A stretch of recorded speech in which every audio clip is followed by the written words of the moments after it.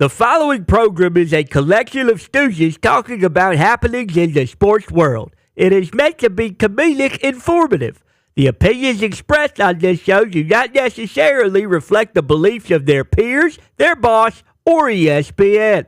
There may be some cuss words because that's how humans in the real world talk. If you are young, please seek permission before watching any further. Hey. Why? Let's go. This show stinks, and the fact that you listen, we are very, very thankful for it. McAfee on the line with a gorgeous assist. The all-time leading tackler for the Green Bay Packers. You ping! Stutter! Damn it! Be a friend, tell a friend something nice could change their life.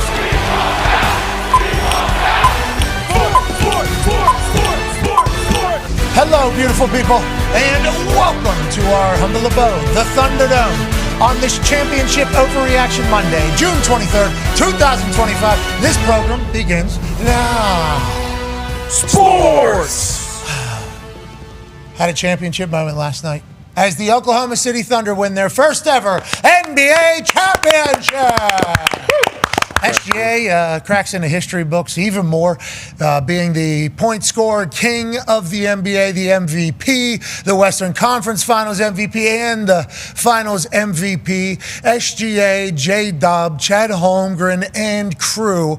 Not to mention Paisano Caruso, who started going bananas on a few different occasions out of nowhere. Coach Dags over there, and I do believe they say Nalt at the end of his name. Got a chance to listen to him chit-chat with SVP after the game last night. He is just, he's just right here. Yep. He was just right here. You just won a title for the first time in your program's history. You're right here, right here. How about all the guys you still have back? You don't really have a lot of contract disputes. Seems like this team's going to be fully back next year. You kind of got a Florida Panthers thing going right now at this point. Even if you were to add something, just right here. How you doing? Keep it moving. Their fan base, spectacular. All the way in from beginning to end. And whenever you start talking about the history books, there's numerous things that they were able to accomplish this season that'll be talked about forever. And I can't help but tip my cap, proverbial, to the Oklahoma City fan base, their team, their general manager, their front office, their coach, and everybody. That was an awesome series. It was an awesome series to watch.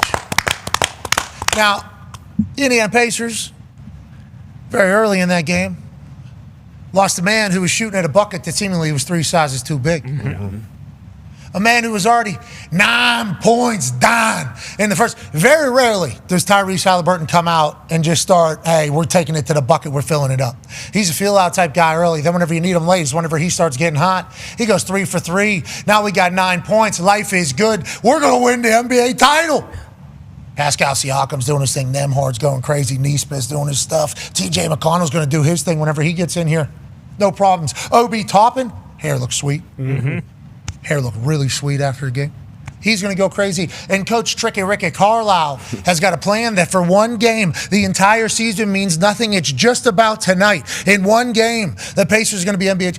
Then Tyrese tears his Achilles, we all assume. Mm-hmm. Saw that thing. Yeah. Oh, man. It really. So bad. Mm-hmm. Heartbreaking. I was sick to my stomach. It was tough. Felt so bad. Obviously, the immediate reaction, Tyrese knew what was going on. And they've been saying it's an Achilles injury. I think anybody with eyes saw what happened there as the reverb goes up the leg. And it's just a heartbreaker for all of Indianapolis, obviously for Tyrese's family, but I think for sports as a whole, because Game 7 is supposed to be best on best. We lose out on Tyrese Haliburton early with an injury, and I'll be excited to see what all, and by excited I mean eager to see what all injuries were happening, because there was a lot of tweets going out about fake injuries and stuff like that. Unbelievable. Before the Achilles. Him battling through for our team, for our city, we're obviously incredibly grateful for. But then once you see the Tyrese Haliburton situation move on, it's like, okay, now you're playing for Hallie. The boys start playing. Yeah. We have the lead at halftime. Mm-hmm. It's like, okay, Tricky Ricky's got to figure it out. And then that second half, Coach Dags also figured it out. And they ran with it. And they ended up dominating in the second half and winning their first ever title. And now we're going to watch what a parade looks like in Oklahoma City. I assume it is going to be vast. Yeah. I assume it is going to be massive. And they have a lot to celebrate over there, especially what the future looks like. And for our future, I think we still got a lot of dogs on this roster. Tyrese, if If it is torn, the Achilles, which once again we all assume, we have not been told any information that nobody else has been told. I'm not saying that. But I'm saying if it is torn, I mean, they talk about the comeback for that a long time. So next year, we're going to have a full plan. It was a devastating end for the Pacers season, but still one to be celebrated because how the boys played and how the boys showed up and how they were overlooked, undervalued, and even voted overrated in the entire league. The way they showed up back-to-back years, I'm incredibly proud of that Pacers team. Go run, boys. Oh, yeah. That was a good run, ain't Coach Jenny? Great run. But now we stare down at time where the NFL is how many days away? 73 days till NFL football. Okay. That doesn't sound too Yeah, bad. It's not that bad. Okay. 73 is not bad. No. That's just like 12 hours in a holding cell. Doesn't seem bad when you're looking back at it. Like for me, for my public intoxication. But boy, when you're in there, Long time. you know, there. feels like forever. I'm with you. When's forever? Right now, brother. You know? You're sitting in there thinking, how you can Andy Dufresne? We got 73 days to the NFL. We're going to celebrate the hell out of Oklahoma City today, okay? I think it's the right thing to do. Kendrick Perkins will be joining us in 10 minutes. I assume he's going to take a victory lap, as he should. Cannot wait to catch up with Big Perk. Cannot wait to chit-chat about his thoughts on Oklahoma City winning a title, what it means for that city, what it means for that state, what it means for that organization that seemingly is only on the rise. Congrats to them. Good luck to everybody in the West. The Pacers will be back. Let's go to the talk show table at Boston Connor and at Ty Schmidt. Ty, what is on your head? Well, you know, you mentioned it. Everyone's kind of down in the dumps today, and rightfully so. I mean, it was just heartbreaking last night, and I said, you know what? I'm going to have to kind of turn my attention to my other favorite team, and that would be the Yard Goats. Bubba Watson's what? I think it's fairway goat. No, it's Billy Goat. No, it's Yard. It's Yard Goats. You can actually see the goat on here. It's got the golf clubs, the rough, you know, a bunch of kind of like little range goats. Range goats. Range goats. They are my favorite team. It's Bubba Watson's team in Live. They're your favorite team. You just call them the Yard Goats. Well, like they're yard bird chicken. That's not, you're just calling them the Yard Goats. They're the range goats because of the driving range, I would assume. When they walk out there, bah-ha-ha, they're goating around. On the course, we don't know yet. But on the range, we know these boys can really pin it around. Sure, that certainly makes sense, but real OGs, like real fans of the team, we call them the Yard Goats because that's just what we've been doing from the get-go. So I thought, you know what? This hat's loud. It's in your face. It's aggressive. I'm just trying to, you know, bring people's spirits up a little bit. Yeah, we needed it here in Indianapolis. This city had come together around Big this team. time. 9-year NFL vet, Darius J. Butler. is here. D-Butch, obviously, down in South Florida when the Heatles had their run. You got a chance to experience it. Here in Indianapolis, what the Pacers did for this city was something I think we've needed since 2020. Yeah. I think probably since, because this is a hosting city, a hospitable city, a place where the conventions that come here to town are massive for our business, our local business, our entire everything. The Indy 500's here every single year. That is massive business for Indianapolis. We love hosting events. We love people coming into town. 2020 happens, no events. No, nothing. So our entire city turns into a ghost town, let alone riots happening and then homeless. I don't know where they all, I mean, I don't know how it happened, but there was more homeless people living. Our downtown became like a ghost city for a few years.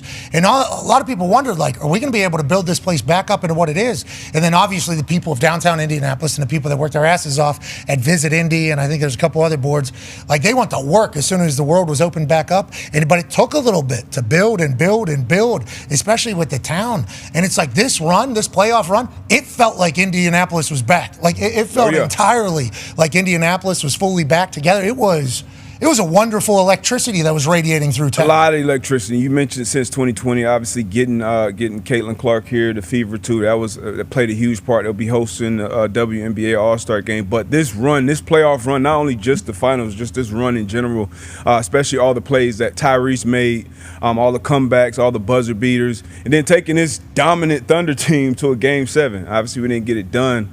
We meaning, you know, Indiana, the Pacer fan. Yes, sir. It's like it was, you know. Yes, sir. That was fun. That was really fun. Cambridge, I think, was full last night with a watch party watching the game. Yes. It was tough. You mentioned the start, how that game started. And even once Tyrese went down, the boys still far as a 1-point game at halftime. Struggled there late. But HGA and its dominant OKC team, man, they've really been dominant wire to wire. So for them to get it done, you got it. It's hats off to them. And the Pacers, man, hats off to Tricky Ricky and the squad. They gave it their all, and they brought this city, you know, back together. And I know Tyrese may be back out next year if it is an Achilles, which, it kind of looks like. Yeah. So it'd probably be a tough year next year, you would assume. But a hell of a ride this year, and hopefully we can get back to this point. Well, and that's what's awesome about this year. Like last year, you go to the Eastern Conference Finals, get swept by the Celtics, and then no one talks about the season. Debo just mentioned the moments Tyrese has from this postseason run on its own. I feel like everybody, no matter who you're a fan going into next year, going into just Tyrese's recovery, people are going to miss Tyrese. People are going to look forward to Tyrese being back. I mean, he had the first buzzer beater in a finals game since Michael Jordan. Like the moments that he has had this postseason run aren't just, hey, let's forget about it, we're on to the next thing. Like Tyrese, it feels like, even though for us, we've known he's a superstar for a long time, like Tyrese this postseason feels like has become a household name. So it sucks he's got to do the rehab and miss all next year, assuming that he did tear his Achilles. But overall, what a season for the Pacers. It was sweet to follow. A lot of flowers getting sent to Hallie after he gets injured, which I thought was cool. From a lot of people that know ball. Now, granted, there's a lot of people that have been saying things to the contrary about him being a guy and being a star. And then whenever he gets hurt, everybody's reaction is, oh, no. Like, that's a superstar. Yep. Like, I don't want to go into the entire dynamics of the conversation about, what this series was, who Tyrese was, and how it was being, portrayed sometimes by sports media, which we are lucky to be a part of. When you have to talk every single day, get to. Mm-hmm. But there are some things we have to talk about. You have to talk about the NBA Finals because it's the biggest thing that's going on. So you have to chit-chat about your opinions and thoughts. There's going to be some things that come out or some angles you're going to take that aren't right. But it felt like for Tyrese, since getting voted the most overrated player in the NBA by his peers, I don't know who those were, but by his peers via The Athletic, like it almost gave a green light, I think, to some people that were like, hey, this is how people view Tyrese. And it's like, what he was able to piece together and accomplish in play. And it wasn't just him on that Pacers team. No. They had a lot of depth. They made it to the finals. To make it to the finals, you're going to have a lot of depth. I think a lot of people are finding that out. You can't just have two good players and everybody else stinks. And not that everybody stinks. They're in the NBA. They'll kill us in LA Fitness. Obviously, but you got to have depth. You got to have a good team. Yeah. The Pacers certainly had a great team. And Pascal Siakam is a guy who is unbelievable, worthy of the MVP for the Eastern Conference Finals for sure. I mean, Tyrese Haliburton is about to pass. No, look, to right there. And then Siakam is about to go on a couple people's heads real quick. Like the team was awesome, but Tyrese, is our guy. Like he is the guy here in Indianapolis. And seeing him go down was obviously heartbreaking. Yeah. But I think the whole world got a chance to really realize he's entertaining. This dude's entertaining. Yeah. He doesn't give canned answers. He will give actual answers. He's very likable. Yeah. He's great. He's very, very likable. I think even Ben Stiller in his tweet was like, yeah, to Tyrese Haliburton, we would like to, and Tyrese was in the middle of there. Madison Square Garden. Like, after that third three. Third three, him talking shit to the, it was either someone on the floor. Yeah, somebody caught a bitch ass. Yeah, exactly. Somebody last night caught one of those. And how about in Cleveland, one of these? I think even people in Cleveland would be like, oh, okay, this guy talks his shit. Like, he does. But then he's, like, super kind, super nice. Obviously, him and his lady are great members of the community. It's like he's a perfect star for us, which is why I think it was so gut-wrenching last night watching it, and I think why the entire sports world kind of witnessed it. Let's go to one half of the hammer. Dahn. Cowboys AP tone 7.5, I believe. It was bouncing 7.5 to 7 to 6.5 to 7 in the entirety. They end up covering. And this Oklahoma City team, we have some stats here. They can go down in conversation as the most dominant team in the history of basketball. Highest scoring margin in a season all time. This includes a playoff run. Obviously, you got the 2016-2017 Warriors, which everybody talked about, maybe the team that'd be the greatest of all time. 1,184. Then the Bulls, 95-96 Bulls. Ever heard of them? Pretty good. 70-71 Bucks. Holy shit. Yeah. And then the Thunder, obviously 1,247 plus. Most 10-point wins in a season, including playoffs. Wow. Thunder 64, that Warriors team that everybody talks about, 60. Most 15-point wins in a season. The Thunder 48, including playoffs. Those Bucks teams back in 70, 71. Yeah, so good. Hey, they used to be able to fill it up. Yeah. I've seen some guys, boom, bow, boom. Left hook, like a reacher, one of these. Yep. Oscar Robertson, man. Sky. How about? Boom. A young Lou. Oh, my God. Come on. They were just, and they would say, we're Bucks. And they just keep it moving. Keep it a buck. That was like their thing. That was the motto? We're the Bucks. We're the Bucks. Yeah. That's what they would say. You didn't see the doc? No, I didn't. I got to And go back. then, we're Bucks on 3. 1, 2, 3. We're the Bucks. They would do it too. People in 1970 were like, "Whoa, they got a fucking they got a thing." They were saying more than that. Yeah, well, not a laughing matter. Yeah, not a laughing. Excuse me. 30-point wins in a season. Lakers, 86-87 Lakers. Go time, baby. I've seen a docu-series, mock-series Right. about it. Yeah. What a run. Yeah. They had 11 30-point wins in a season before. That was incredible. Celtics, wow, they were really good. Remember how good they were? Yeah, most 50-point wins in the season. Well, we don't have that on here because obviously this is a stat sheet be skewed for Oklahoma City to be better than everybody. Yeah, I was just, Yeah, but absence of information is a choice, and some people Sure. do it and say we're still telling the truth. Which is still the truth. This is still the truth. Thunder, 12 of them. Congratulations.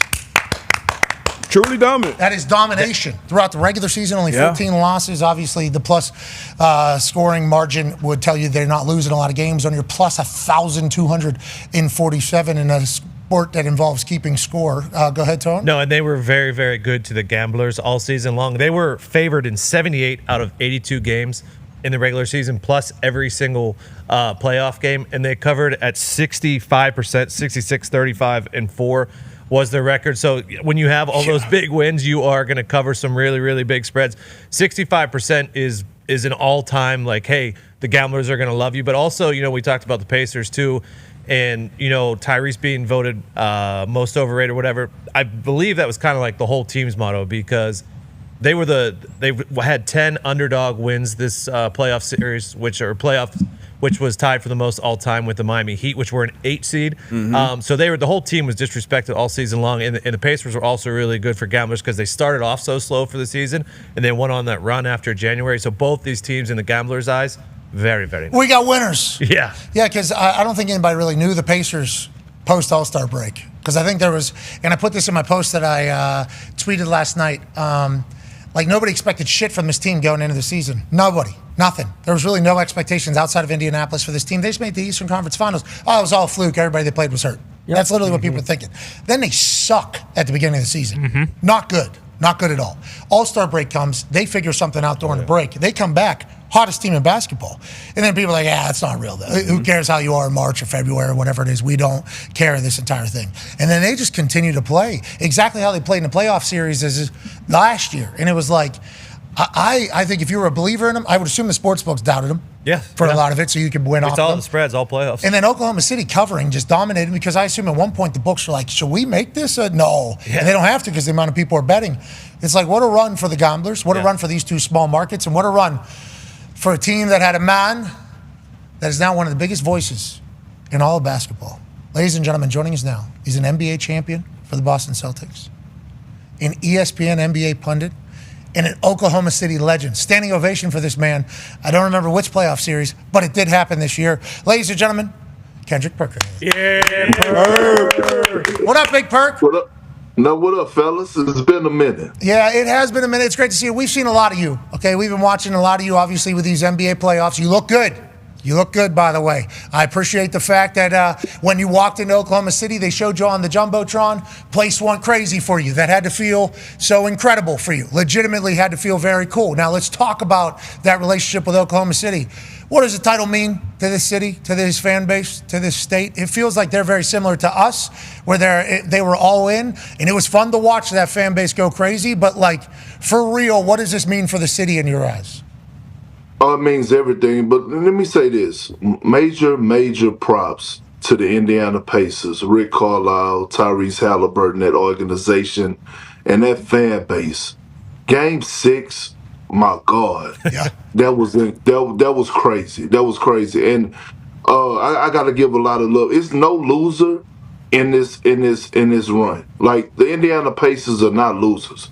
They had still one of the best runs in NBA history. Although they didn't complete the mission, for them to be the underdogs in every series of this playoff run and what they did, knocking off top dogs and doing it in great fashion by committee and doing it the right way.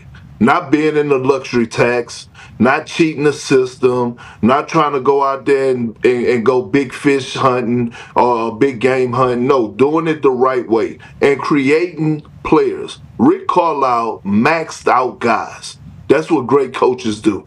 No one thought Aaron Nesmith would be the player that he is. I had to give him much love. Right, Nimhart shined on the big stage. So much credit to the Pacers. You know, they had me more nervous than a criminal in church. I ain't gonna lie. Okay. I ain't gonna lie. Okay. I ain't gonna lie. Yeah, God bless. So, but let me say this about the Oklahoma City Thunder, man. You know, I spent 4.5 years here.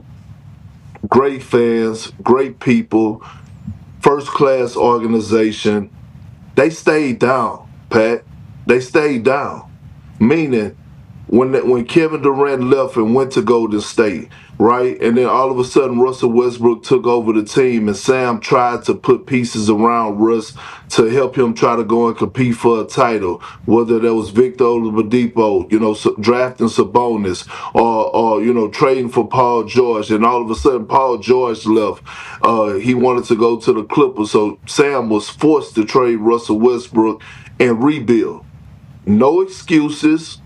They didn't feel sorry for themselves, right? You look at Coach Dagnall, G League coach, you know, bred in the system, went through the trying times, you know, accepted, you know, went through the failures and just grinded, chipped away, drafted well, right? End up getting SGA in the trade back, getting Chet Holmgren. Sam Presti should get a lifetime extension solely off of drafting Jalen Williams at number 12 lottery pick. We got to remember Jalen Williams was a guy that had to go to the draft combine and scrimmage just to prove that he was a first round pick. Sam Presti picked him in the lottery. So this championship means everything for this organization and this fan base. When you talk about being loyal, you talk about staying down. This is the true definition of a loyal fan base, and they deserve every bit of this. Yeah, it was fun to watch them show up in the fan base's eyes. Now let's talk about Sam and Coach Daggs. They have everybody on a contract, I believe, next year as well. And they were under the luxury tax as well. So whenever you talk about people building it the right way and having to build from the ground up and develop your own superstars, which obviously they've been able to do, I think it's locked in for a bit. And Caruso obviously plays a vital role. What a trade. What a guy. What a bring in from Chicago, I believe, at the time. And then he goes to Oklahoma City and he becomes OG. They're calling him Unk down there with his bald ass. I mean, it is it's a beautiful culture that they have, and they seemingly have everybody coming back. Whenever you're this young of a team and you win this early, obviously the dynasty conversations are getting mentioned now. The dynasty. How does that become a thing? What happens in the NBA to teams after they have some success? Or is there normally a little bit of a run for teams that are able to stick together? Well, it's gonna be hard, and let me explain why. Right, you have your core. You know that you have SGA, who just solidified himself as a bona fide superstar by completing the mission last night. You have J-Dub and Chet Holmgren. You start with those three. Now, what end up happening, with a young team like this, right? They win and have success early, and now, rightfully so, a lot of those guys like Aaron Wiggins, like Jalen Williams that come in off the bench, like Cason Wallace, those guys are going to want a bigger role. So I wouldn't be surprised if Sam Presti start making moves, here in the near future. And it's not because he don't want those guys, it's because he wants to do right by those guys, right? Like he wants those guys to go out and be able to earn their money, right? And be able to have a starting role on other teams. He don't want to do it, but it's the right thing to do. Because remember, this is a job, and guys do need to get paid. You want to get to the bag. And so he has 1 million draft picks, so we expect him to draft well. But those, I would think Sam would make moves, and not because he don't want those players back. It's because he want to do right by those players and send them to the right situation where they can have a bigger role to make sure they set up and secure their bag for the future. Yeah, for us in the NFL, anytime somebody got cut by the Patriots, they never cleared waivers because everybody was like, if they're good enough for the Patriots, they're good enough for us. We will certainly think that's the case. We assume that begins for the Oklahoma City Thunder, which is what it sounds like you are describing. Even the guys on the bench are going to be have a big market because people want championship caliber in their program. Speaking of championship caliber, this guy will never be questioned on whether or not he can win the big one. D-Butch has a question for you. Yeah, SGA just getting over the hump, jumping on a very, very short list, getting the scored title, MVP, and winning the trophy. So does this put him in rare air? Does this make him the face of the NBA now going forward and the best player in the NBA? I know that's been Joker, that's been Greek Freak. I know Ant Edwards, we wanted to make him the face. What's your thoughts now with SGA being in that position? He is the best player in the league. He is the best player in the league. And history tells us when we look down, the past 5 years, right? We look at when Giannis won it. We were waiting on that moment for him to win the NBA championship and Finals MVP. We're anointing him as the best player in the league. When Jokic won it and completed the mission, we're anointing him as the best player in the league. Coming into this series, I already said that SGA was the best perimeter player in basketball, but for the run that he had, just this season, the scoring title, the MVP, sitting at different tables. He joined Michael Jeffrey Jordan this past season as far as having 3 consecutive seasons of averaging 30 while shooting over 50% from the field. He's 6'6". He don't rely on his athleticism. He brought the mid-range back to the NBA and proved that you could win championships by not just shooting up a bunch of three-point shots. So when you talk about the face of the league or you talk about the best player in the league, I mean, what else do he has to do? He has taken over the throne. In my opinion. He never missed either. Perk, it was like whenever we were playing the Knicks and I was at the games, when Jalen Brunson would have any space, he's making it. It just felt like percentage. I don't know where his missed percentages are coming from, because every time I see this guy shoot the ball, it's going in. That's just what it felt like. For SGA, it's that, like, every single time he had the ball in his hands. It was like, this guy's going to get a bucket. It was outrageous. Live in person, it's like, SGA hasn't been that big of a factor. Then you look up, 18 points already, and it's in the second quarter. It's like, this guy's effortlessly doing all these things. Now, people get mad about his push-off. I think that is something that NBA fans are certainly getting loud about. And on the defensive side, maybe they're doing some hacking themselves. There's always going to be that angle, especially in basketball. But the judgment of SGA, do you think it's warranted or not? Do you think he's just pure bucket getter, could get it in any era if he had to? Well, I think he's just a pure bucket getter. The fact that, look, you have guys that retire, Pat, that centers that don't shoot over 50% from the field for their career, and that right around the damn basket. He's doing this on tough contested twos and driving to the paint, finishing in traffic over towers. Here's what I will say when it comes down to I mean, damn, look at that. Look at that. I mean, look at that. But here's what I will say. I've been wanting to tell y'all real quick to shift over a little bit. What the hell are they doing? Are they doing down there in Canada? What are they doing down? No. It's a great thing because they are breeding. Can I drop a F-bomb real quick? Yeah. They are breeding fucking dogs down there. You're damn right. You look at. We're talking about. Look at this series. SGA, Nembhard, Mathurin, and then Luke Dort. All 4 of those guys, one thing we didn't question was how hard they was going to compete night in and night out. I'm thinking about moving my damn family to Canada because I want my boys to have some of that damn intensity in their bloodstream. You're talking about Kid Canada Perkins up there. Kid Canada Perkins. You're right. That's a lie.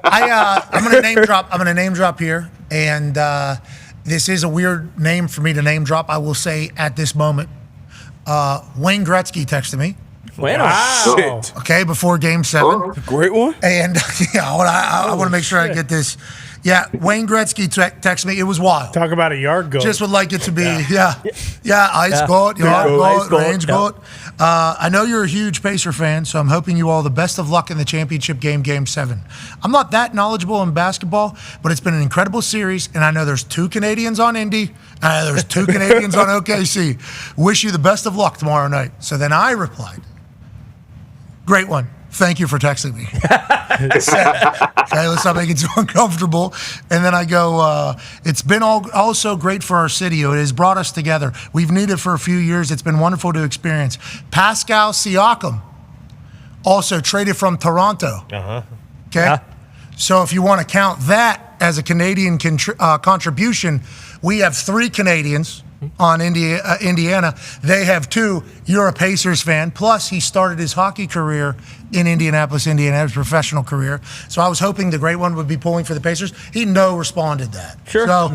So I think he was just happy Canadians were doing their thing. You're not the only one noticing that, Big Perk. Let's talk about a guy out of Pittsburgh. Go ahead, Ty Schmidt. Yeah, Big Perk. Obviously, this might be a little bit of recency bias, but when you look at everything TJ McConnell did in the playoffs, I mean, last night, if it's not for him in that third quarter, the Pacers probably get beat by 30. I think he was the only person to score for like a 12-minute stretch, just bucket after bucket after bucket. But when you look at everything he did in this series, do you think that was maybe the most impressive performance by someone coming off the bench in like the history of basketball? It damn sure was close. At 6'1", the way that he's able to get to his spots, finish over bigger guys, finish in traffic, taking the contact, a damn dog. I had to go find him yesterday and tip my hat off to him. I gave him a hug because, and then after I gave him a hug, I went to the back and I Googled and I had to look at his contract because I needed to see what the hell this man was getting paid. Him and Peyton Pritchard are probably the stay up there for his best contracts in the NBA. Yep. I think TJ McConnell is getting paid $11 million a year. He should be getting paid $20 million a year. Amen. Let's not, but amen. Yeah. To all the young hoopers out there in the world that's worried about if they're gonna grow, if you need to be 6'7", 6'8", 7 foot to be able to make it to the league, look at TJ McConnell. 6'1", hard worker, and look where he's at right now. If he was on the market, he would be probably one of the biggest free agents available. Yeah, we're not going to let him go. We paid him last offseason. We locked him down. The $11 million a year, I agree. As soon as we saw him start playing with this team, gel with this team, he's like perfect for the team. He's a shit talker too, man, which we appreciate. I love everything about it. TJ McConnell winning the MVP last night was the thought. Legit. In that third quarter. Legit. In that third quarter. Is it plus 11,000? It was like, wait, it was, I think it was plus 11,000. It was like, is TJ McConnell He's going to do it. about to score 30 in a decided thing?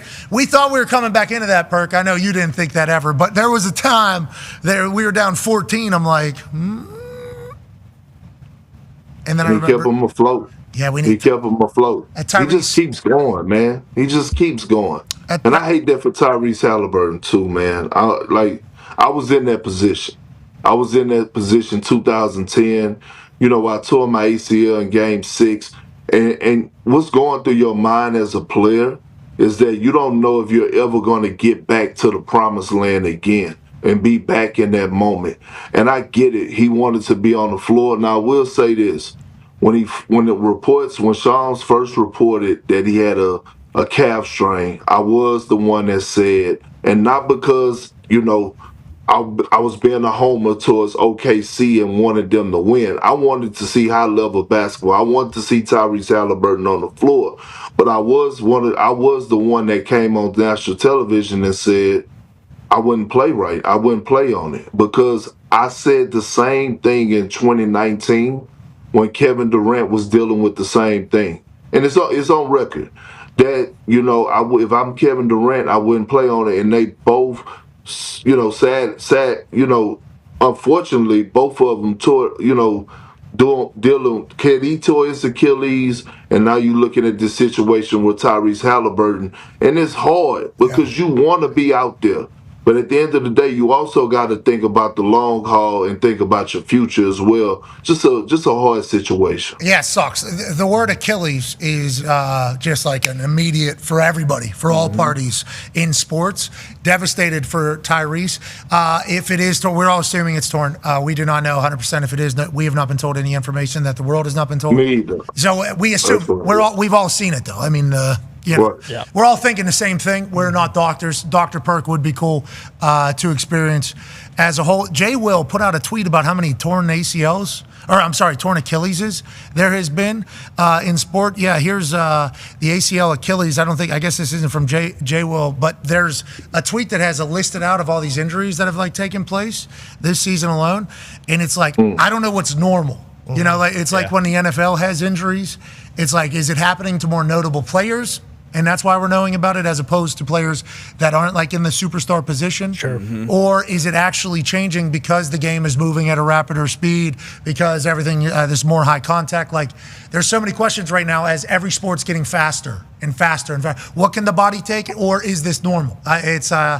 Last night didn't feel normal. Here's Jay Will's post. 8 torn Achilles this season. Tyrese Haliburton is the latest. The NBA is playing at its fastest pace since the early 70s, 108.9 possessions per game.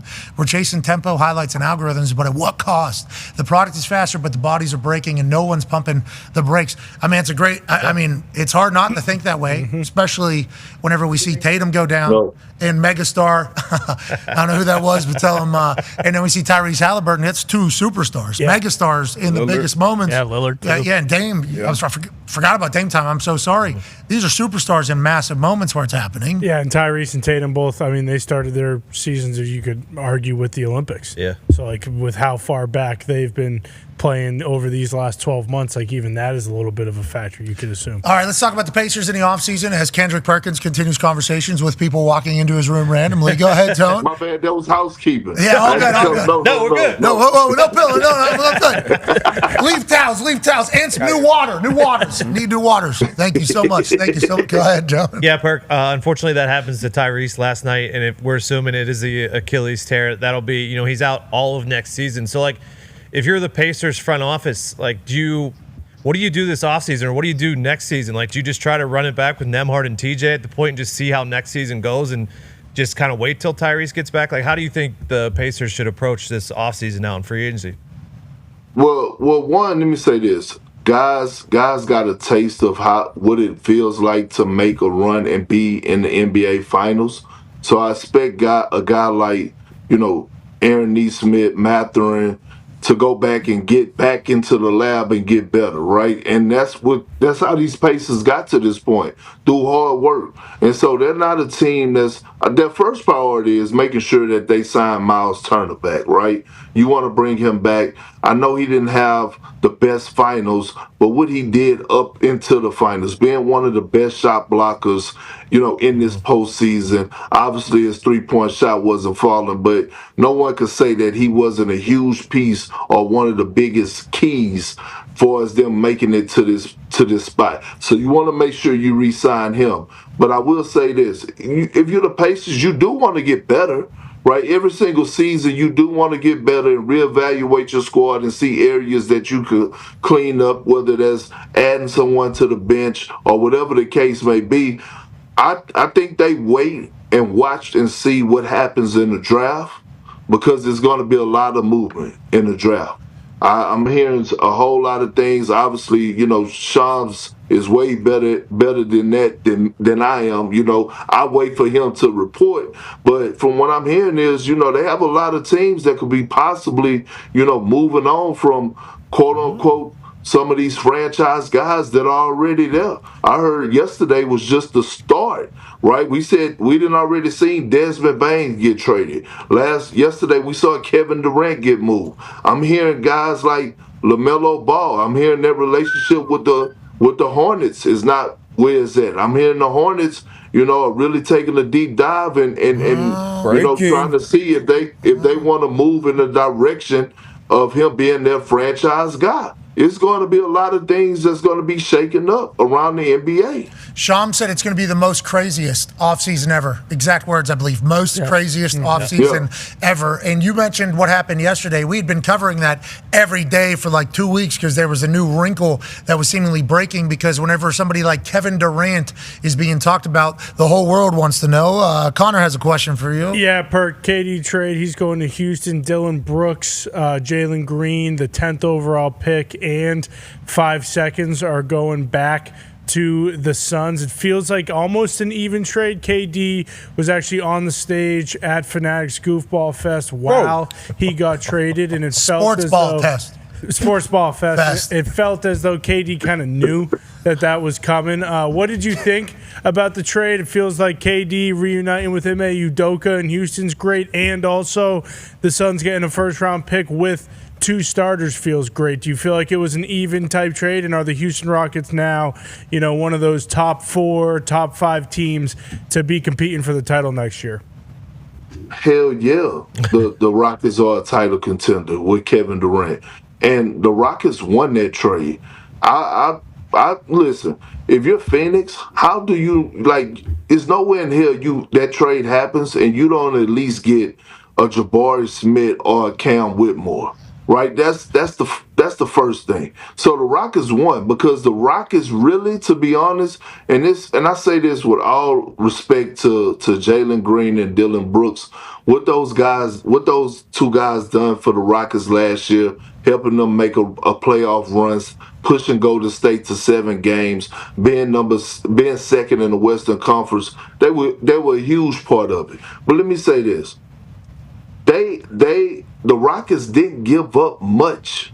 They kept everything that they need to go out there and compete. When you think about their centerpieces, Amen Thompson, Şengün, who I call Baby Jokic, Tari Eason, who is one of the best perimeter defenders in the league, him and Amen Thompson. And then you sign Big Steve and Adams, okay? Big Steve, I love Big Steve from New Zealand. Y'all know Big Steve go hog hunting in New Zealand with no shoes on and a big knife. Really? You know what I mean? With dogs? Does he have dogs or no dogs? Rambo knife? I see he got one of those dogs, those with what is called some type of shepherd, one of those like a bay dog, like he owns it at bay, I think. But it probably could climb trees and stuff like that. I don't know. Okay. But here's the thing, right? And then you have a coach that you just signed an extension in Ime Udoka, who I believe is one of the best coaches in the NBA. They're going to figure out a way to get this Fran VanVleet deal situated. Whatever they're doing with him, they're going to bring him back. I would say, with all due respect to Oklahoma City, I mean, the Rockets could be the team going into next season as, the front runners for, the favorites for us winning it all, or at least winning the Western Conference. Don't come giving me this about KD is old. I don't want to hear that. Kevin Durant is still giving you 27 points a night on 50% shooting, 40% from the 3, and 90 from the free throw line. I don't give a damn what nobody got to say. He's the greatest scorer to ever play the game. He is the greatest scorer in my eyes to ever play the game. Okay, I don't want to get into the debate. I have not done enough research and don't feel like I'm the one to battle you. Who do people say? who do people say? Steph? Michael Jeffrey Jordan. Michael Jordan. LeBron has the record. He does. And LeBron points king. Yeah. Facts. Put the crown on. Mm-hmm. Kareem. Kuzi did. Kuzi. Larry Bird, the way he used to fucking take that thing from Downtown. Yep. Yeah. T-Mac, yep. Kobe. Yeah, I'm not. Listen, it's all in your preference. Some people like to drink Hennessy. Some people like to drink Ciroc. Some people like to drink tequila. At the end of the day, they all get you drunk. Yeah, so it's not a debate. It's just your preference. Yeah, we're all headed to the same destination, what you're saying. All right, I understand. Last question here from D-Butch. We appreciate your time here, Perk. You just talked about KD. Obviously, he's already moved Giannis, Greek Freak, out in Milwaukee. What do you think the next best move for him is? It to stay with Doc and running back in Milwaukee, or do you see him moving on, maybe possibly joining forces in Houston with KD, or going elsewhere, maybe Miami with Spo? What you think best move for Giannis going forward? I mean, I think any team that gets Giannis instantly becomes a title contender. To me, right now, he's already a top 5 power forward to ever play the game of basketball. I believe he's won championship, won finals MVP from being the second greatest power forward of all time behind Tim Duncan. If I'm Giannis, I'm definitely looking at Miami.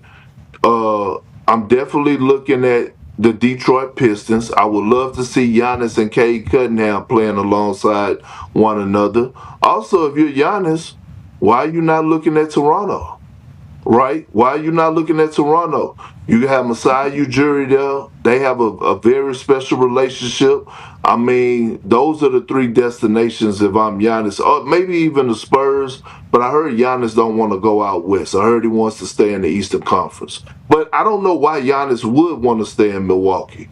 Hold on, and let me say this. Jeez. Not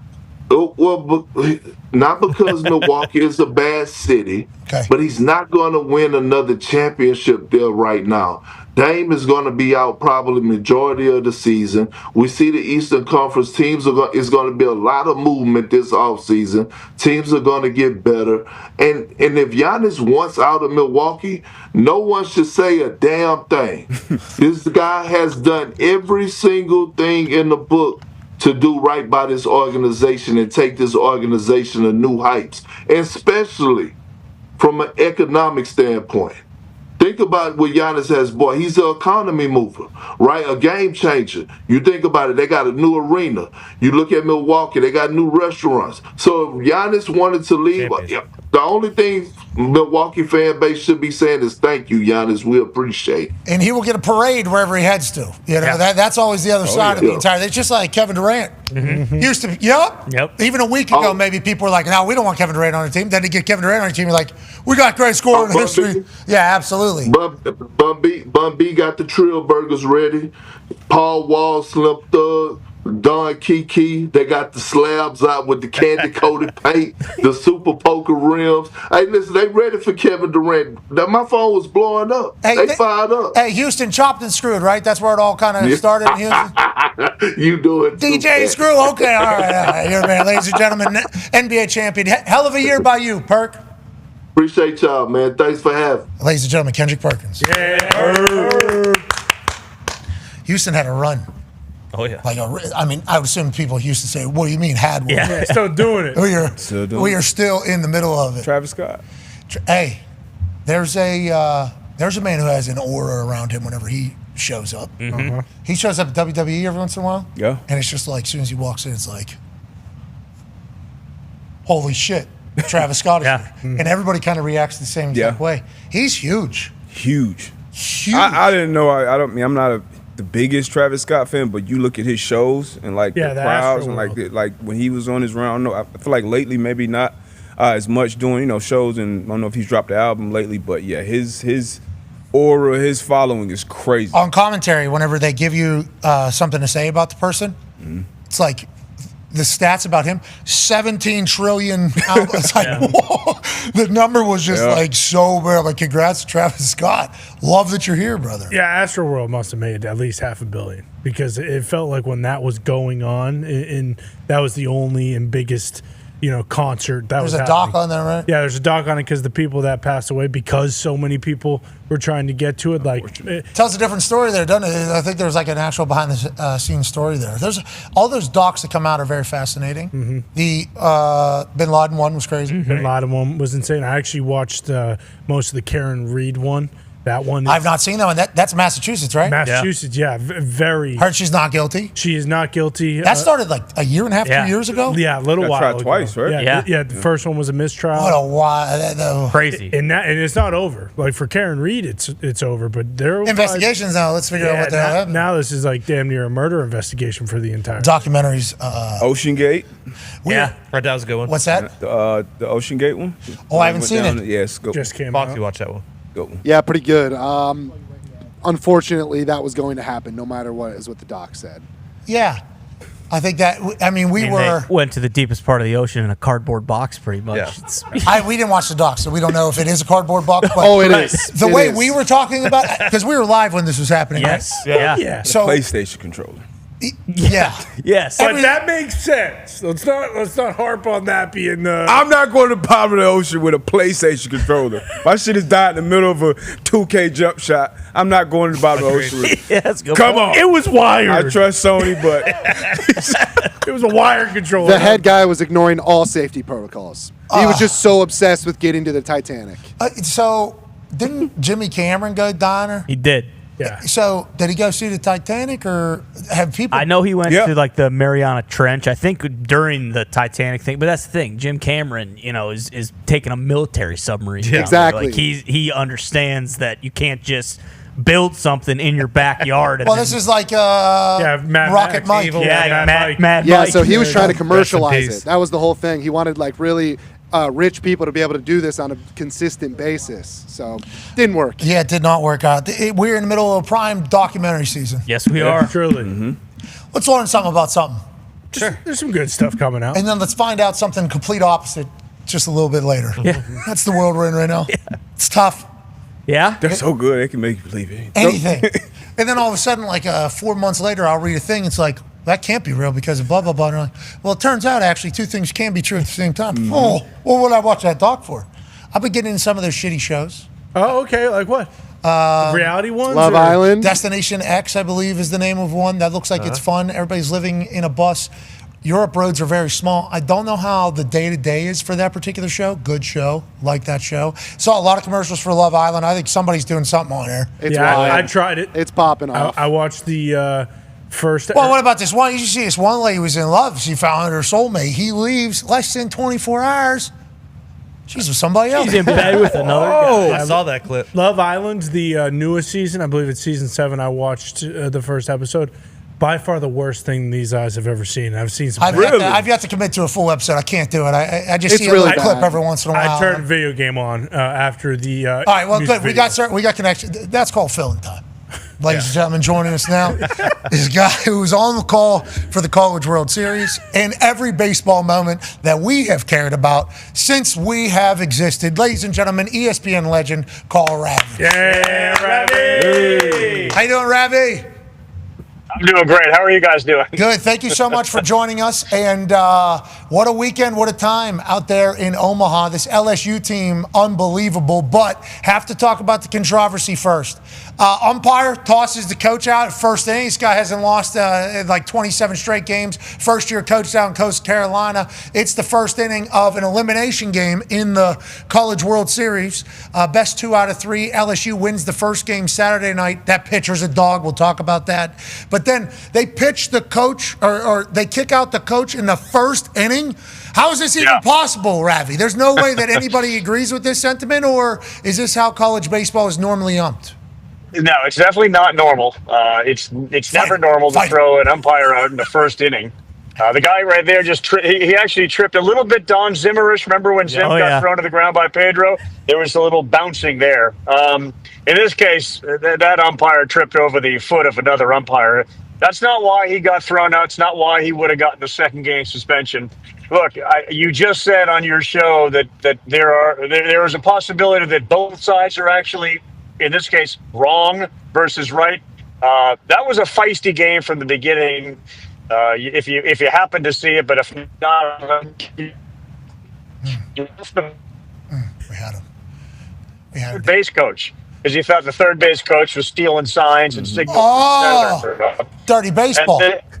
And then a little dirty baseball. At least he thought it was dirty baseball. And then after that, at the bottom of the first, the umpire gets into it with the first base coach. So we had a third base coach for LSU and a first base coach for Coastal arguing the first base coach was questioning balls and strikes, which you cannot do. I mean, it's just sort of like one of the cardinal rules in baseball. And in case of college, you cannot argue balls and strikes. And then Kevin Schnall, the coach for Coastal, comes out and gives you one of these. You missed 3 calls. Like right away, you're done. And A, you can't come out, and B, you're not going to put up a 3 to say you missed 3. So he was done then. I wish that the home plate umpire had been a lot more demonstrative in his telling him, dude, stop. Do not come out here. Because if you take it, now we're dead. And that was the end of it. Yeah. All right. Thank you, Ravi. Tough services. He's driving through Omaha right now, trying to get out of there. Right. We heard a lot of it. Tough situation. I think what he was trying to say was, if we were to piece that together, both sides in the wrong here. Call the rule. Tensions were high. Can't be doing that. And then when he goes 3 like that, he's not just complaining about 1 pitch, which you can't do. He's not complaining about 2 pitches, which you definitely can't do. He's complaining about 3 pitches at one time. So Just a little bit tensions high, a little bit testy, and inevitably, are you okay? I needed that. That was awesome. That was hilarious. I appreciate Ravi, just trying to battle through that. But boy, he had to know we couldn't hear shit. I couldn't hear anything. He's hanging up his phone too, screaming. There is some FaceTimes as a FaceTimer where the other people can see you fully. Oh yeah. And you can't see a single thing. Because I've been on a side where I could see the other person here going, oh, I got bad service. And then they're like walking around, and I'm like, yo, I could see you right now. And they don't think because they got bad, stable connection, unstable connection or whatever. I wonder if he had complete connection and we didn't have any, or was he just powering right through a gray screen? I think he was. And he was just going, fuck it, they can hear me. That sounds like something Ravi professional would do. Yeah. I appreciate his passion. Yeah. Golf was awesome this weekend. Yes, it was. Oh, yeah. Now, we have to go back to the 15th hole to really tell the story of golf. The Travelers Championship, an elevated tournament. $3.5 million goes to the winner. That's a big deal. $4.5 million U.S. Open. Okay, that's one of the majors, U.S. Open. $4.5 million to the winner. Obviously, the prize pool much larger. This is one of those elevated tournaments immediately after a major because you see what they had seen in the past is after a big tournament, tough one like Oakmont. Just beat your Dahn. A lot of the big name golfers didn't want to play in the next tournament the next week. They go, I need a week. Can I take a week, a breather from what just happened? A lot of travel, a lot of pressure. Course beat my ass. We're going to take it off. So the PGA, with the development of LIV, was kind of forced to put more money into the pot. So now, after a major like U.S. Open, they have an elevated event, which is a big deal. Travelers, big deal. A lot of money on the line. All the big names are golfing. It came down to 3. Henley kind of shot himself in the foot late. He had a great tournament, though. Henley, good job. Baby Russ. Had a chip in to kind of keep himself in the story. But it really came down to Tommy Fleetwood, who has been a top 10 finisher 41 times. Yikes. Never won. Still living good. Certainly. Yeah. Fairway Jesus. He is now 42-time top 10 finisher in the PGA, but he was in the lead by a pretty good amount. He was in the lead actually by 3 strokes going into 15. It's a lot. He was at 16 under. Keegan Bradley, American captain for the Ryder Cup. Hell yeah. USA. There's USA chants happening. He was at 13 under. This is the 15th hole on a Sunday. That's a 3-stroke spread, brother. That's going to be tough to make up. Yeah. Well, what happens? Well, they get to hole 16. Fleetwood, 16 under. Keegan Bradley, 14 under. Okay. Climb. Slowly climbing. One at a time. Let's go to the 17th hole. Tommy Fleetwood, bogey. He's at 15 under. Tommy. Keegan Bradley, par. He's at 14 under. All of a sudden, we have a 1-stroke match going into 18. Tommy Fleetwood would bogey 18. Keegan Bradley would birdie 18. That's a 2-stroke swing. America wins on the 18th hole after our captain Keegan Bradley puts it to 6 feet away from the pin in a must birdie have. That would have been for par. I'm sorry, that was Keegan Bradley. Tommy Fleetwood missed the same exact putt for par, ends up getting a bogey. Keegan Bradley does the 2-stroke swing on the 18th hole to win the Travelers in $3.5 million to he and his caddy. Congratulations to Keegan Bradley. It was electrifying. It was absolutely electrifying. Awesome. A lot of names in there. A lot of names potentially dancing. Scotty's going to get there maybe even on a Sunday. Instead, Keegan wins for America. We're back on the other side. We'll see you then.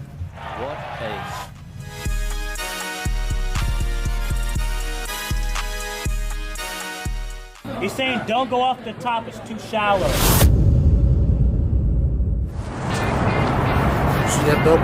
All you're going to hear this stadium do is they put the big paw up, they start shaking it, they go, whoa.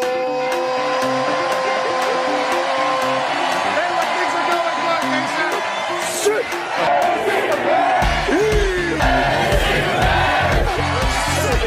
yeah, he loves the defensive side of the ball. He said yesterday to me that this is a blue-collar team. They win it on special teams. They have 5 block kicks this season. The defensive side of the ball, Lynch leads the Big 12 in sacks. But also on the offensive side, Denzel Mims is an absolute animal. He is a weapon.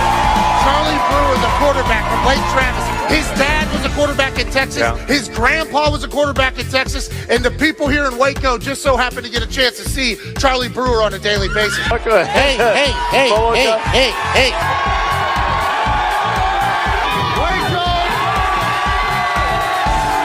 Yeah, Boomer here is going to mean a little bit different than what it means on the internet currently. And hopefully here in Baylor, they hope they're not hearing a lot of Boomer sooner. Everybody wants to be a punter, including quarterbacks. If I was a quarterback, I'd want to be a punter as well. 0 yards on that punt. That's an embarrassing situation. The Dak dance that gets on national television has led to a lot of losses, but you got to respect the hips being able What sign am I going to make for college game day? Well, I want to make something creative. I want to make something fun. No, to hell with it. I don't like OU. It's so thick. Look how thick that thing is. That's years and years of patience. You're headed right for the boat. Right now? Okay, let's do it. We are out here on the Brazos River, which you can take a boat to the game. One of the only stadiums in the country that you can do that. It's beautiful out here. A lot of people would say, this is the last time I'm going to be on game day. The last time I allegedly did what I'm about to do, I ended up in a jail cell. Let's go!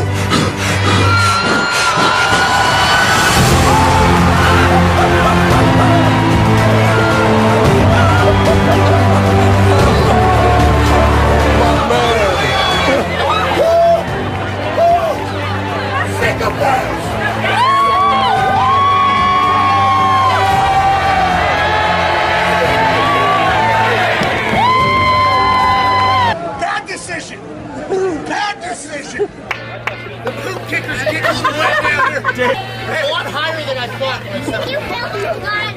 You look like Ric Flair.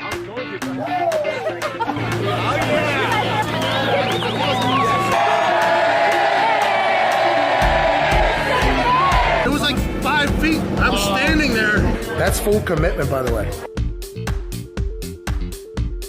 The following program is a collection of stooges talking about happenings in the sports world. It is meant to be comedic informative. The opinions expressed on this show do not necessarily reflect the beliefs of their peers, their boss, or ESPN. There may be some cuss words because that's how humans in the real world talk. If you are young, please seek permission before watching any further. Hey, Why? let's go. This show stinks, and the fact that you listen, we are very, very thankful for. McAfee on the line with a gorgeous assist. The all-time leading tackler for the Green Bay Packers, you pig! Damn it! Your friend tell a friend something nice could change their life.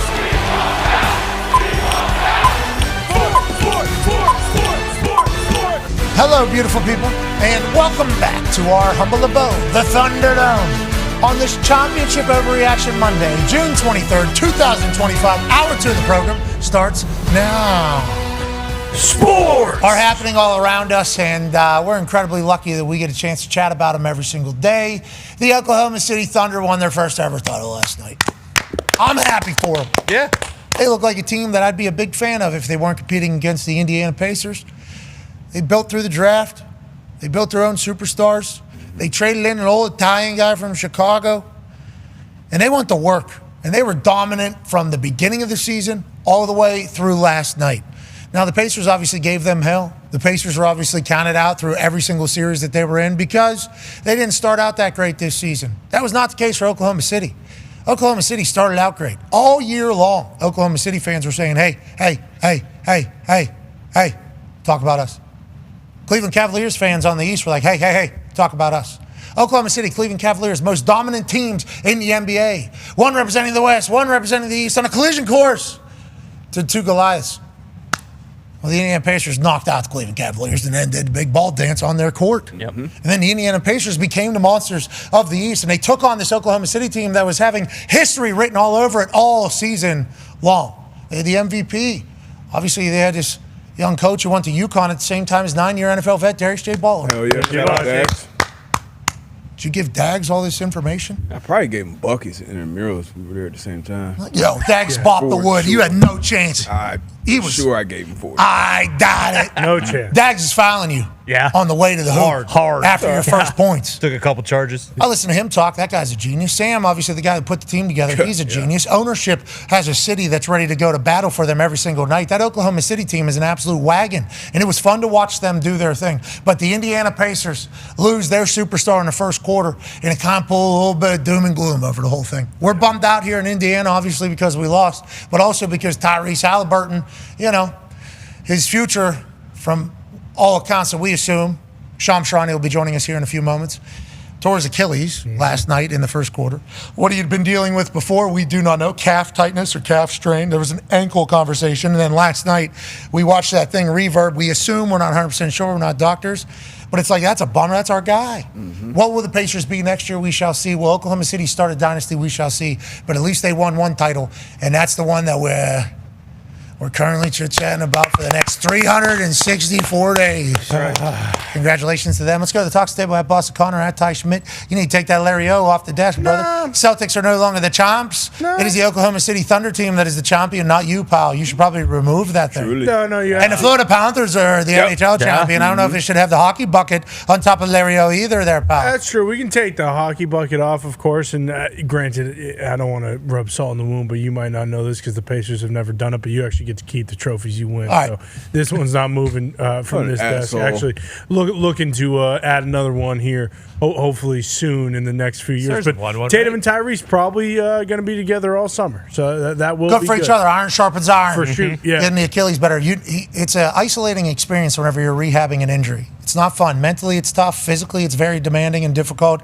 It's going to require a lot of time, especially with the Achilles, a lot of time. A lot of time. Vibes have to be good because energy can go down quick. So what's Tyrese is signing up for, we assume, is going to be a long days. Tatum's going through the same timeline, we shall see, a little bit ahead of schedule. So hopefully they'll be able to battle it together and get back on the court sooner than later. They're talking about a whole season now. Yeah, I mean, 9-year NFL vet, Darius J. Butler. One half of the Hammer, Dahn. Cowboys, AP Tone. Joining us live from an attic in Ohio is a college football national champion, Super Bowl champion, Ryder Cup winner, ladies and gentlemen, AJ Hawker. Yeah, Hawker, congrats to the Oklahoma City Thunder. Obviously a dominating performance in the second half last night and throughout the entire season. Yeah, I mean, it's tough, obviously, with Tyrese going down and seeing it. It does kind of put a damper on everything, I guess. But, yeah, I mean, this Oklahoma City team, it's pretty impressive, especially to get to Game 7. They could have crumbled. They could have kind of, realized how big the moment was. They could have let it all slip away. And credit to them, man. They're going to be good for a long time, though. That's the thing. I'm not going to be the Pacers fan that says Tyrese was on his way to 40. That was going to be a 40, 15, maybe 9-11 game for Tyrese with how aggressive he was being at the beginning. Legit. Yeah. As I'm watching at home, I'm like, he's thinking about. Yeah, he's thinking about it. Not just thinking about it. He's having one here. He's having, and then he was going down the court. He was pulling up for a logo. He's going to have another. And then one more time, I think he'll have another as well. Yeah, that is what it was feeling like as I was watching. I was like, wait, those are falling. Talking shit. Deep, too. Bitch ass to the sideline. So now there's a lot more, I don't want to say a lot more eyes on Tyrese, but when Tyrese is being aggressive like that, we've talked about it all series. Now all of a sudden Pascal has a little bit more freedom. Neesmith maybe sitting over there in the corner able to operate. Nemhard able to do his thing. Miles Turner, maybe he just needs to operate in the paint, not at the three because he hadn't been able to knock down a three. Did make one last night. That was a big deal. Yeah. That was big. It was. It was huge. Not clapping for that. Yeah, I'm not clapping for it. No chance. I'll tell you what. I thought at any moment his next one was going to fall. I like that he was just shooting, though. Have to. I like that. Yeah, still doing it for sure. It really does suck because it is going to just go down as, like, not for OKC. OKC, it's a banner. Who cares? But as someone who was polling for the Pacers, it will go down as one of those, like, what if?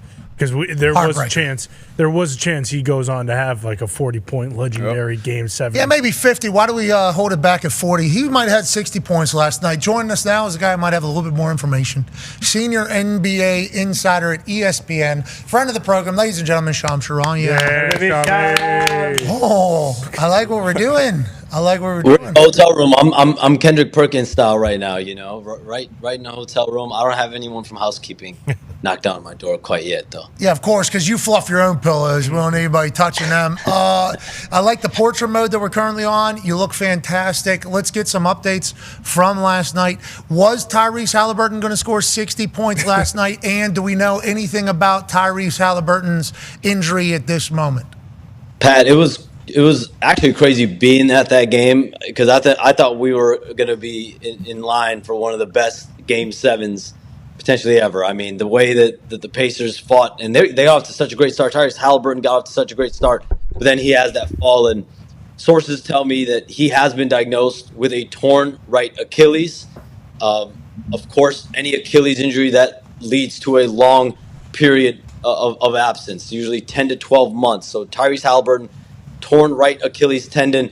And this effort that he had, playing through a calf injury, played through an ankle issue. Clearly there was something going on in that calf, ankle, Achilles area throughout the NBA Finals that he's been playing through, he's been managing, he's been dealing with it. He really wanted to win a championship. He wanted to put his body on the line, and clearly he was willing to sacrifice his body to try to get a championship. And he did in the terms of he's going to be dealing with a very lengthy period of rehab. And I'm told he is evaluating surgery and which surgeon to have the procedure with at this point.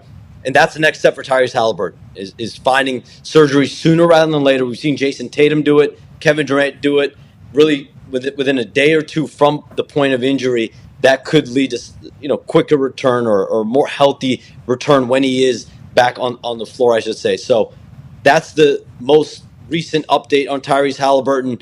And over the course of his career, he's been discounted at every stop. He was discounted in the draft, traded away by the Sacramento Kings, lands in Indiana, and the run he's been on as a Pacer. This is, to me, it's one of the most thrilling runs we've seen from a player or team in a while, maybe in playoff, throughout the entire playoffs. And what do you go, 4 on clutch shots? Yeah. He's our throughout guy. the postseason. So he had a really tremendous postseason. Okay, you said a lot there. You did not confirm whether or not he would have had 60 last night. There's a chance still out there on that. You confirmed, I believe, what our suspicions were after the video of the reverb. I mean, we saw it with Aaron Rodgers on the court. We've seen it time before whenever it comes to sports. The Achilles, such a nightmare for athletes, and I assume others as well. But for athletes, it's a devastating blow. Feels like the ACL they've been able to figure out a little bit better, maybe what the recovery, the rehab is. The Achilles still 10 to 12 months. I think if we were to ask Aaron, he thought he was going to be able to return a little bit earlier. He probably thinks he didn't feel right until a long time down the road. You're saying he's contemplating surgery right now? He would probably... No, Tyrese Haliburton will undergo surgery, deciding now what best surgeon there is. We've seen Jason Tatum and Kevin Durant go to Dr. O'Malley in New York City for their procedures. Kevin Durant went about 48 hours after his Achilles tear in 2019 at the finals. When he had it, I think it was in Game 5. And then, obviously, as we know, Jason Tatum injured it against the Knicks, and he ended up really like 12 to 16 hours post-injury. He ended up having surgery. So his was quick. Obviously, it helped. He was in New York City. So Tyrese Haliburton's going through the similar process now to figure out exactly who's going to perform this surgery. But I mean, it's gut-wrenching for the Pacers because they had put everything on the season and the next few years. They were going to be a tax-paying team, bring back Miles Turner and they're still planning to bring back Miles Turner. But the goal now for the Pacers, we'll see just how they could shift, if at all, or do you give this team another runway to see how competitive they are in the Eastern Conference? All right, we love you, Tyrese. Good luck, buddy. Love you, Tyrese. We appreciate you, Tyrese. Thank you for everything. And to this Pacers team, thank you for the incredible run that it has been. Godspeed on recovery, Tyrese. He knows that is a long process. He's a professional athlete. He understands what could come with it. But if you know Tyrese, I would recommend sending some messages throughout this process, any good little memes you see. Yep. Sure. Send them on over. WWE news. WWE info. Send them over to him, Keep the spirits high because that's a big part of it, brother, especially with how isolated you could feel because you're away from your team. Hopefully he's able to find everything in the doctor that he's looking for his surgery, and hopefully he's back sooner than ever. Okay, let's move to some other subjects around the NBA. Kevin Durant ends up in the Houston Rockets organization. You obviously said that, I think, on June 11th on our show, whenever the conversation started. You said it feels like Houston is very interested in this entire thing. There was a couple other teams. I believe Minnesota was in the convo. San Antonio was in the convo because Kevin Durant wanted to go there. Miami Heat were in the conversation. A lot of Heatles fans were obviously pushing hard for him to go to Miami. Inevitably, he ends up with Houston, which you thought was the most serious candidate, I think, at the beginning. Was it them the entirety? How did this deal kind of come together, Shams?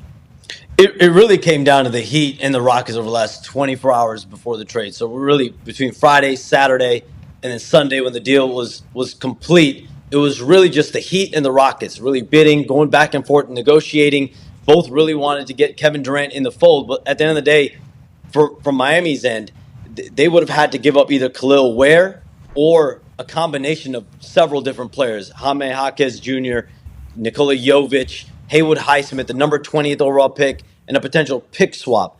All of those things needed to be in the deal for Miami, unless they were going to give up Khalil Ware, which they weren't going to do. He's their young prize prospect after a great rookie year. They did not want to trade him. Essentially, he was left off the table in any conversation. That was a non-starter for them.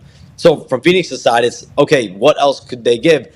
The Heat decided that they were not going to go to that length with all those pieces to get a deal done. Maybe they'll do a couple of them. At different points, Jaime Jaquez was discussed. Nikola Jovic was discussed. The number 20th pick was discussed. The pick swap was discussed. Haywood Highsmith was discussed, but not all of them in entirety. It's really maybe 2 of 4 of those pieces or 3 of 5. So it was never really concrete there. And from Houston's perspective, Jalen Green averaged 20 points a game. Dylan Brooks, known as a tough, gritty 3-and-D type player. To get 2 starters off of a number 2 seed, which the Rockets were last year, I think that's where Phoenix looked at it, and they felt like this is better for them for now and moving forward. And honestly, the jewel of all this was the number 10 overall pick in the draft. And you talk about, why now? Why did this trade happen now? The trade happened now because the NBA draft is 2 days away.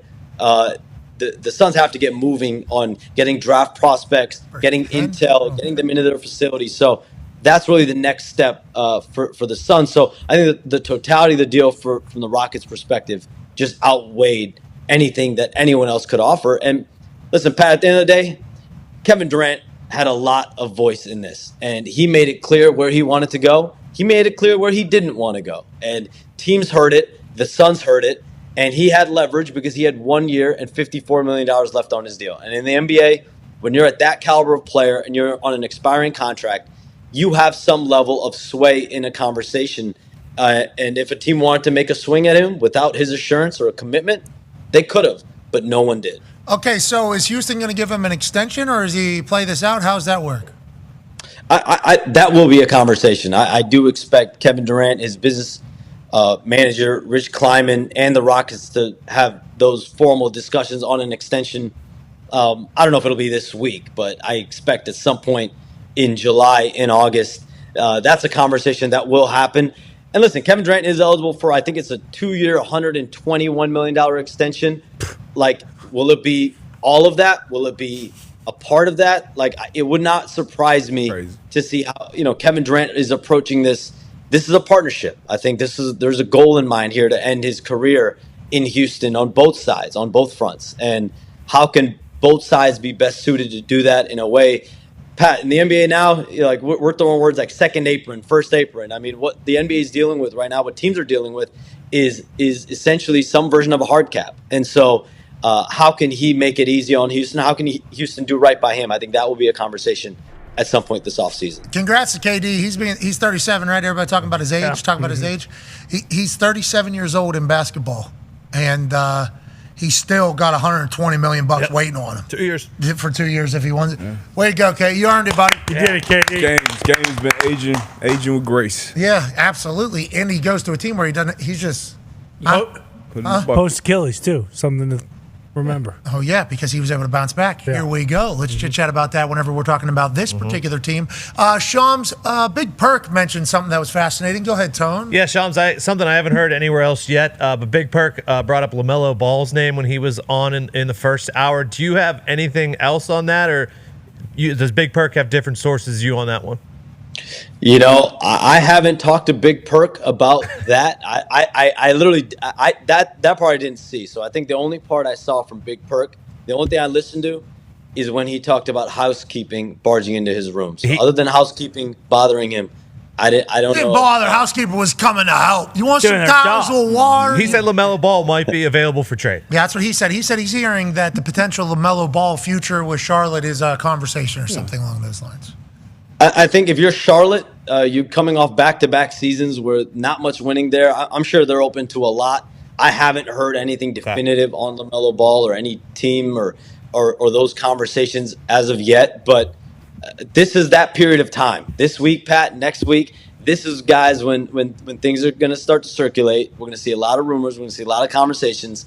And listen, if a team calls the Hornets and makes a massive offer or makes a real push for LaMelo Ball, I mean, if you're the Hornets, you have to be all ears at that point, right? Like, you're at the position that they are in their franchise. What we've seen Jeff Peterson, their general manager, do there is accumulate a ton of assets. Since he's taken over, he's gotten dozens of draft picks. He's been able to add players on flexible contracts. So, when you're in the initial stages of a rebuild, that's typically what you do. That's typically what you prioritize. All right, you talk about timelines, deadlines. Obviously, the draft is right around the corner. Giannis, KD was that big domino to move your most craziest offseason ever. Has anything changed on a Giannis standpoint? No. I mean, what I said last time, I think when I spoke about Giannis on this show, was that his future is not going to be tied to the draft. His future is not going to be tied to free agency. This is a player who is at the peak of his powers. He is in the prime of his career. He's going to be able to dictate when and where, if there is movement in his career, when he wants that to be. So my understanding is giving the Bucks every opportunity in this offseason. We have this draft period here. We have free agency period coming up next week. We have trade period coming up during all of that. We have summer league coming up. What can the Bucks do to elevate this team and surround Giannis Antetokounmpo with the players? He's been there for 12 years. I think he owes them that. They owe him that. So I expect that's all that'll be the focus for the next several weeks. And then after that, after, let's say, 2-3 weeks into July, Giannis Antetokounmpo will then have to figure out, what is it? Do I feel like this team I'm on right now, is this a championship contender? Because that's what I want out of my future. That's what I've been on record of wanting.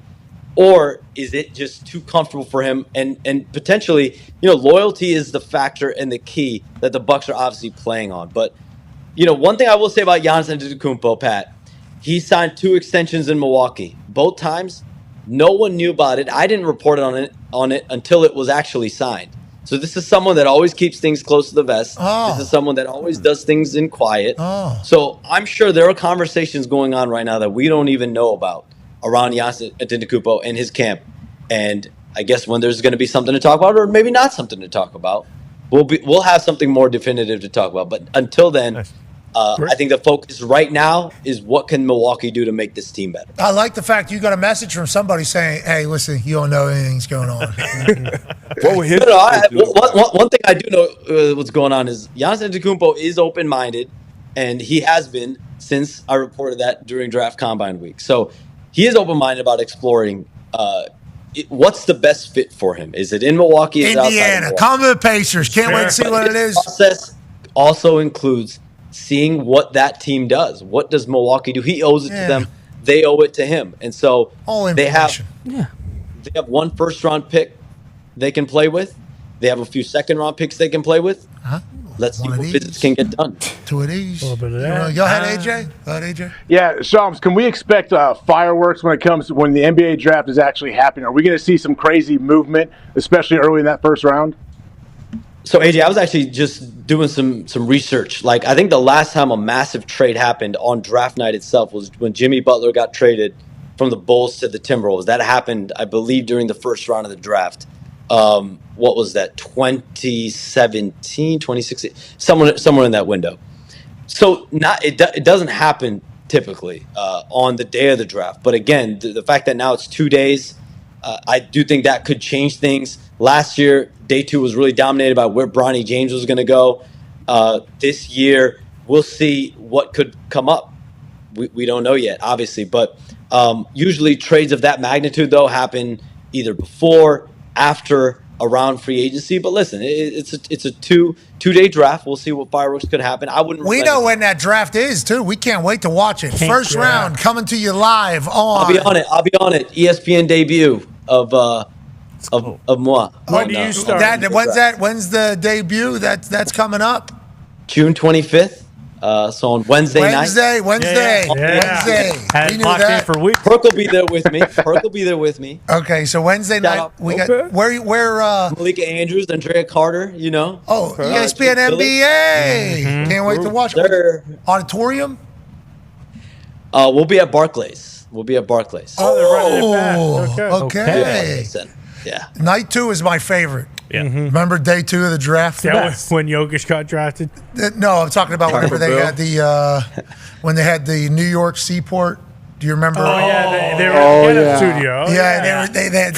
Yeah, I don't know what they're doing this year. I don't know what they're doing. About that one. Putting them in cargo containers.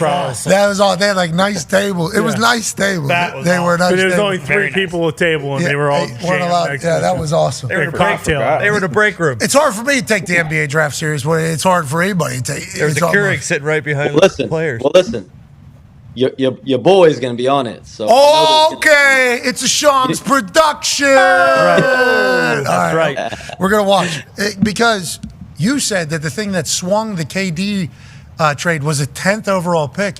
I had no idea 10th overall picks meant anything. They would trade 1,000 of those away if they could. Some teams. I'll trade you 14,000 ones. Okay, for next year. What number? Who cares? And you give me 2 players back. Like, that sounds like the 10th pick's the 10th pick, though. I mean, even in the NFL draft. No, the NBA draft, we care about these things. You guys don't look at 5 second round. All right, we'll give you 2031, 2037, 2038, 2039, 2045, 2052, and 2061's first round picks. Done. That is an NBA trade right there. Would you have tweeted that out right there that I just fucking put out? You guys seemingly don't care about draft at all. And then you say, well, the number 10 overall pick, that's the one. That kind of swung the entire thing. They would trade that alongside 45 other team has ones. their phase. I think teams have their phase. I think sometimes you're big on the draft. Sometimes you might not be. Sometimes you're big on getting the big name players. And, what we're seeing, I will say, what Oklahoma City, teams like Orlando, Houston, Indiana, what they've done so well is they've drafted the right way. They've been able to keep their assets. They've been able to keep flexibility. And that's hard. That's hard in this league because teams are so well accustomed to going and running their operations in a phase. Let's go into this phase of big name hunting. Let's go into this phase of let's just accumulate all these assets. It's like where's the in between? Where's the middle ground? And we during these NBA finals we did see that though. Okay, well, I'm going to pay attention to the draft then because you're on it and also because it sounds like it matters to some teams. Yeah. Sure. And then to other teams, it does not matter. 12th overall pick, somebody said Jalen? Jalen Williams. Was 14, I think. Okay. What pick was Tyrese? Tyrese was in 8, maybe 6, 8, somewhere in there. Yeah, I thought he was 10, I believe. And Tyrese kind of fell in the draft. There were, the Knicks had a chance to get him. There was several teams that had a chance to go get Tyrese Haliburton. 12th overall pick, Tyrese Haliburton. Okay. We got it right. 4th number. There's only 12 options available. Well, we're could have been anything. We watch a lot of drafts. Yeah, you're right. They all kind of blend together. Yeah, this is the 5th one of the year for drafting as a whole with the W and the MLS. Yeah, I did watch the MLS draft. That was a big deal. Oh, yeah. Lou Messi got drafted yet again to enter Miami. I'm sick of it. When's he going to come to the Columbus Crew or the Pittsburgh Riverhounds? Good Ladies and gentlemen, Sean Charania. Thanks, Sean. He's going to be on the draft Wednesday night. Yep. Huge. Can't wait. What's that? June 25th. June 25th. Stuff will happen. We've been hyping that up all week, all last week. It's hard. We're in the finals, bro. We're in a championship. It's hard to think about tomorrow when today's taking place. And today is our team winning a title. Okay, now the future of the league is on Wednesday. I remember we talked about it last week because I said, geez, trying to steal the momentum. So quick. Oh, okay, got it. It's not a bad idea, actually, if you think about it from a concept-wise. People were chit-chatting about the negative conversation around the Pacers-Oklahoma City final series on sports media. A lot of people were talking about how the games weren't being sold well or being talked about in a proper way. Do you see a lot of that? I saw some. Yeah. It's interesting. I wonder if that's everybody or if it's just the internet. What's that? Was just the internet was negative? No, because it does feel like everybody is considered negative these days. Oh, you know, yeah. like everybody. Like I think there's a lot of negative conversation. Those just tend to get louder. Like, everything, whether it's, the logo on the court or even the hats after the finals, like, oh, these hats are Mickey Mouse. Like, it's always something. Really? Yeah, literally I thought that was everything. the best hat. I thought that was the best hat they've had in I saw a a tweet long this morning time. how bad the hats Yeah, were. like, That's crazy. Well, there's people saying things are bad that we know The internet's very negative. aren't that bad. Yeah, like what? Point. Pre-game show. What are you thinking? Me personally? Yeah. The first thing that comes to mind is how sweet the yard goats hats are. Yeah, they're range goats, I understand, but the hats are filthy. I thought the hats looked good. They actually, boom, those are nice hat, little rope hat. Perfect. A different style of hat than the normal hat. The rope. Yeah, rope I hat. didn't see the rope. You don't like the rope. I don't mind the rope, but Not it's a rope definitely hat guy. I'd rather no rope. I just like the the cursive writing in the small logo. I feel like a lot of times. I think you could eliminate the rope. Yeah, for I think you get finals rid of the hat, rope. for sure. You Yeah. get rid of the rope. No doubt. Because the logo Rope is hat nice. is a style of hat, though. I mean, you guys are trying to get rid of the rope. That is a style of a hat. I appreciate the rope if I have to choose no rope. Yeah, but if you're wearing a golf, people wear a rope hat golfing. Yeah. You put that out there, that thing sits up sideways. You can't Really? do it. Because the nicest golf hat that I've ever seen is sitting right next to me, and there's no rope. No rope. I mean, you can't compare as range goats. Merch. Well, you can't also rope in a yard goat. That's a fitted? No. That's not a fitted. No, not a fitted. No, it's not. Oh, so it fits really good then. It doesn't fit like a fitted.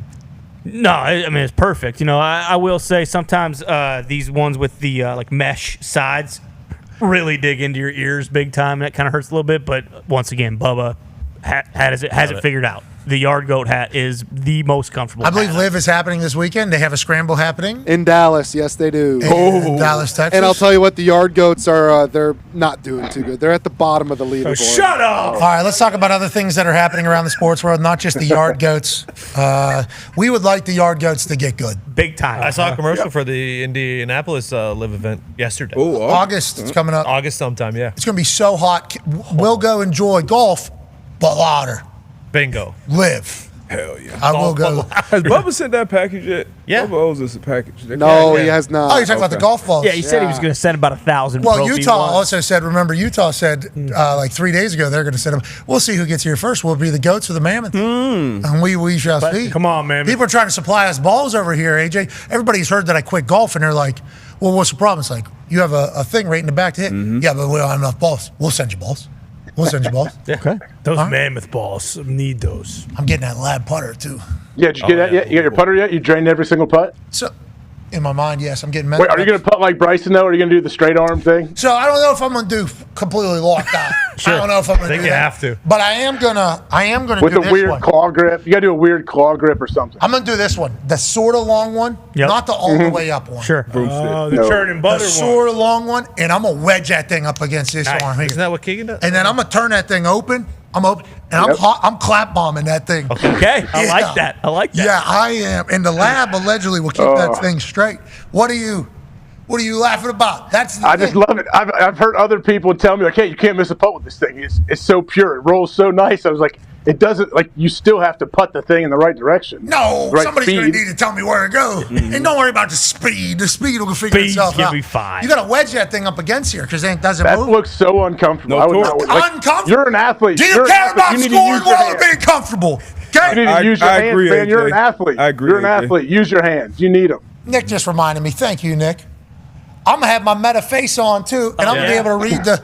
the line. Calculate left to right, 3 Bingo. cups, no problem. I'm gonna wedge that son of a bitch right off my forearm, just like this, and then I'm gonna line that thing up like this, and then I'm going straight back because the lab putter doesn't let me do anything else. No, it doesn't. No torque. Straight No back, torque. and then fucking right in the hole. It's a And then long putt, man. What are you putting from the fairway? That's how 64 far- feet, JJ Yeah. Spawn. What do you think this is? I'm winning the U.S. Open. Seriously, I'm sick of it. I can't take it forgot. anymore. I forgot. Keeks had one of those yesterday. Tommy Fleetwood maybe needs to think about doing one of these. Yeah. Doing one of these. Sure. So that on those 7-footer, is that what he had? He had a 7-footer, I think. Did it hit a ball mark? Did it hit a spike mark? What do you think? It did roll. that's It what did they bump say, right yeah. a little bit. Boom, right there. Oh. That thing maybe rims in. Instead, Tommy Fleetwood is not blessed by the golf gods, and that thing rolls aside. And also, the guy that's trying to beat you right now just got a perfect read off of your putt because he is literally a foot inside of you. So, worst case scenario on all fronts. Yeah, he came right inside of him. Down. Yeah, Saw I tried him to get a go. foot inside of him, so it was kind of Keegan Bradley, yeah. easier read. Tommy was going claw Yeah. grip there, so don't do the claw grip, apparently. Keegs had a 64-footer Yep. early on in that round. He's probably using a lab, just like Yeah. I'm using. He's a dog. I like the new stance, though. Yeah, I do. I really The do. open. Yeah. I'm ready for The action. open stance. Yeah, because I want to be able to see it. You know, Right. I think that's Yeah, part of the yeah. problem. I get down here, and I do have good periph. I don't want to act like I do not. Sure. But it's hard to really get a good eye on it. So this way, I can just kind of. Yeah, that's guaranteed. gotta Make beat that everything. thing in. Some people putt while looking at the hole. Oh, Yeah. inside 5 feet. That's Jordan Spieth. Jordan Spieth, yeah. Yeah, he stinks now, so don't steal that. Oh. Yeah, but I think inside 5 feet, he's still got it. Pretty good. Oh. Yeah, I like that too, though, because then you can walk right after it if you know it's going Yeah. in. You can walk. You can walk it in. Boom. And it's going to be tough for me to be able to relate to you guys when you're struggling because that's what I have on my face. Okay. Okay. What is this? It's sunglasses. These are just sunglasses. Now, granted, are they a little bit smarter than your sunglasses? Maybe. Boom. Read the green, please. These are my sunglasses. Remember, this is not AI. This is not cheating. These are just sunglasses. My eyes are very sensitive to light. I've told you guys that in the past. This is how I think, actually. This is how I would normally see the green anyways. So it's not cheating. I'll just drop the ball here, I say. It's going to be a long round. Real slow. Yeah. What? That's It's going to be a very long round. Okay, that's what I'm doing. All right, you got it. Then I'm lining that thing up like this.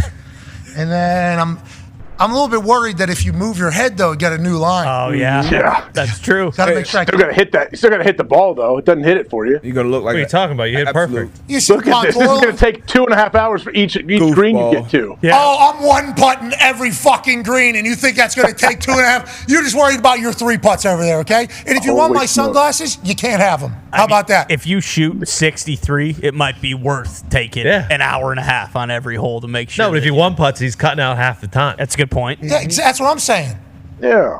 I might be 15 under. Yeah, there's a real chance. How many options do you have on this with these sunglasses? You're Look at one- four It's never door, aiming ending, line. brother. It's my sunglasses. It's the future. I do worry that the way this ends terrible. is not going to be how I think it is. He got to sink the putt. Oh, my God. There we go. Of course. Let's have a couple more options pop up on the screen. Well, you never know. You got to make the putt. You got to make the putt. And remember, these are just sunglasses. Four-door.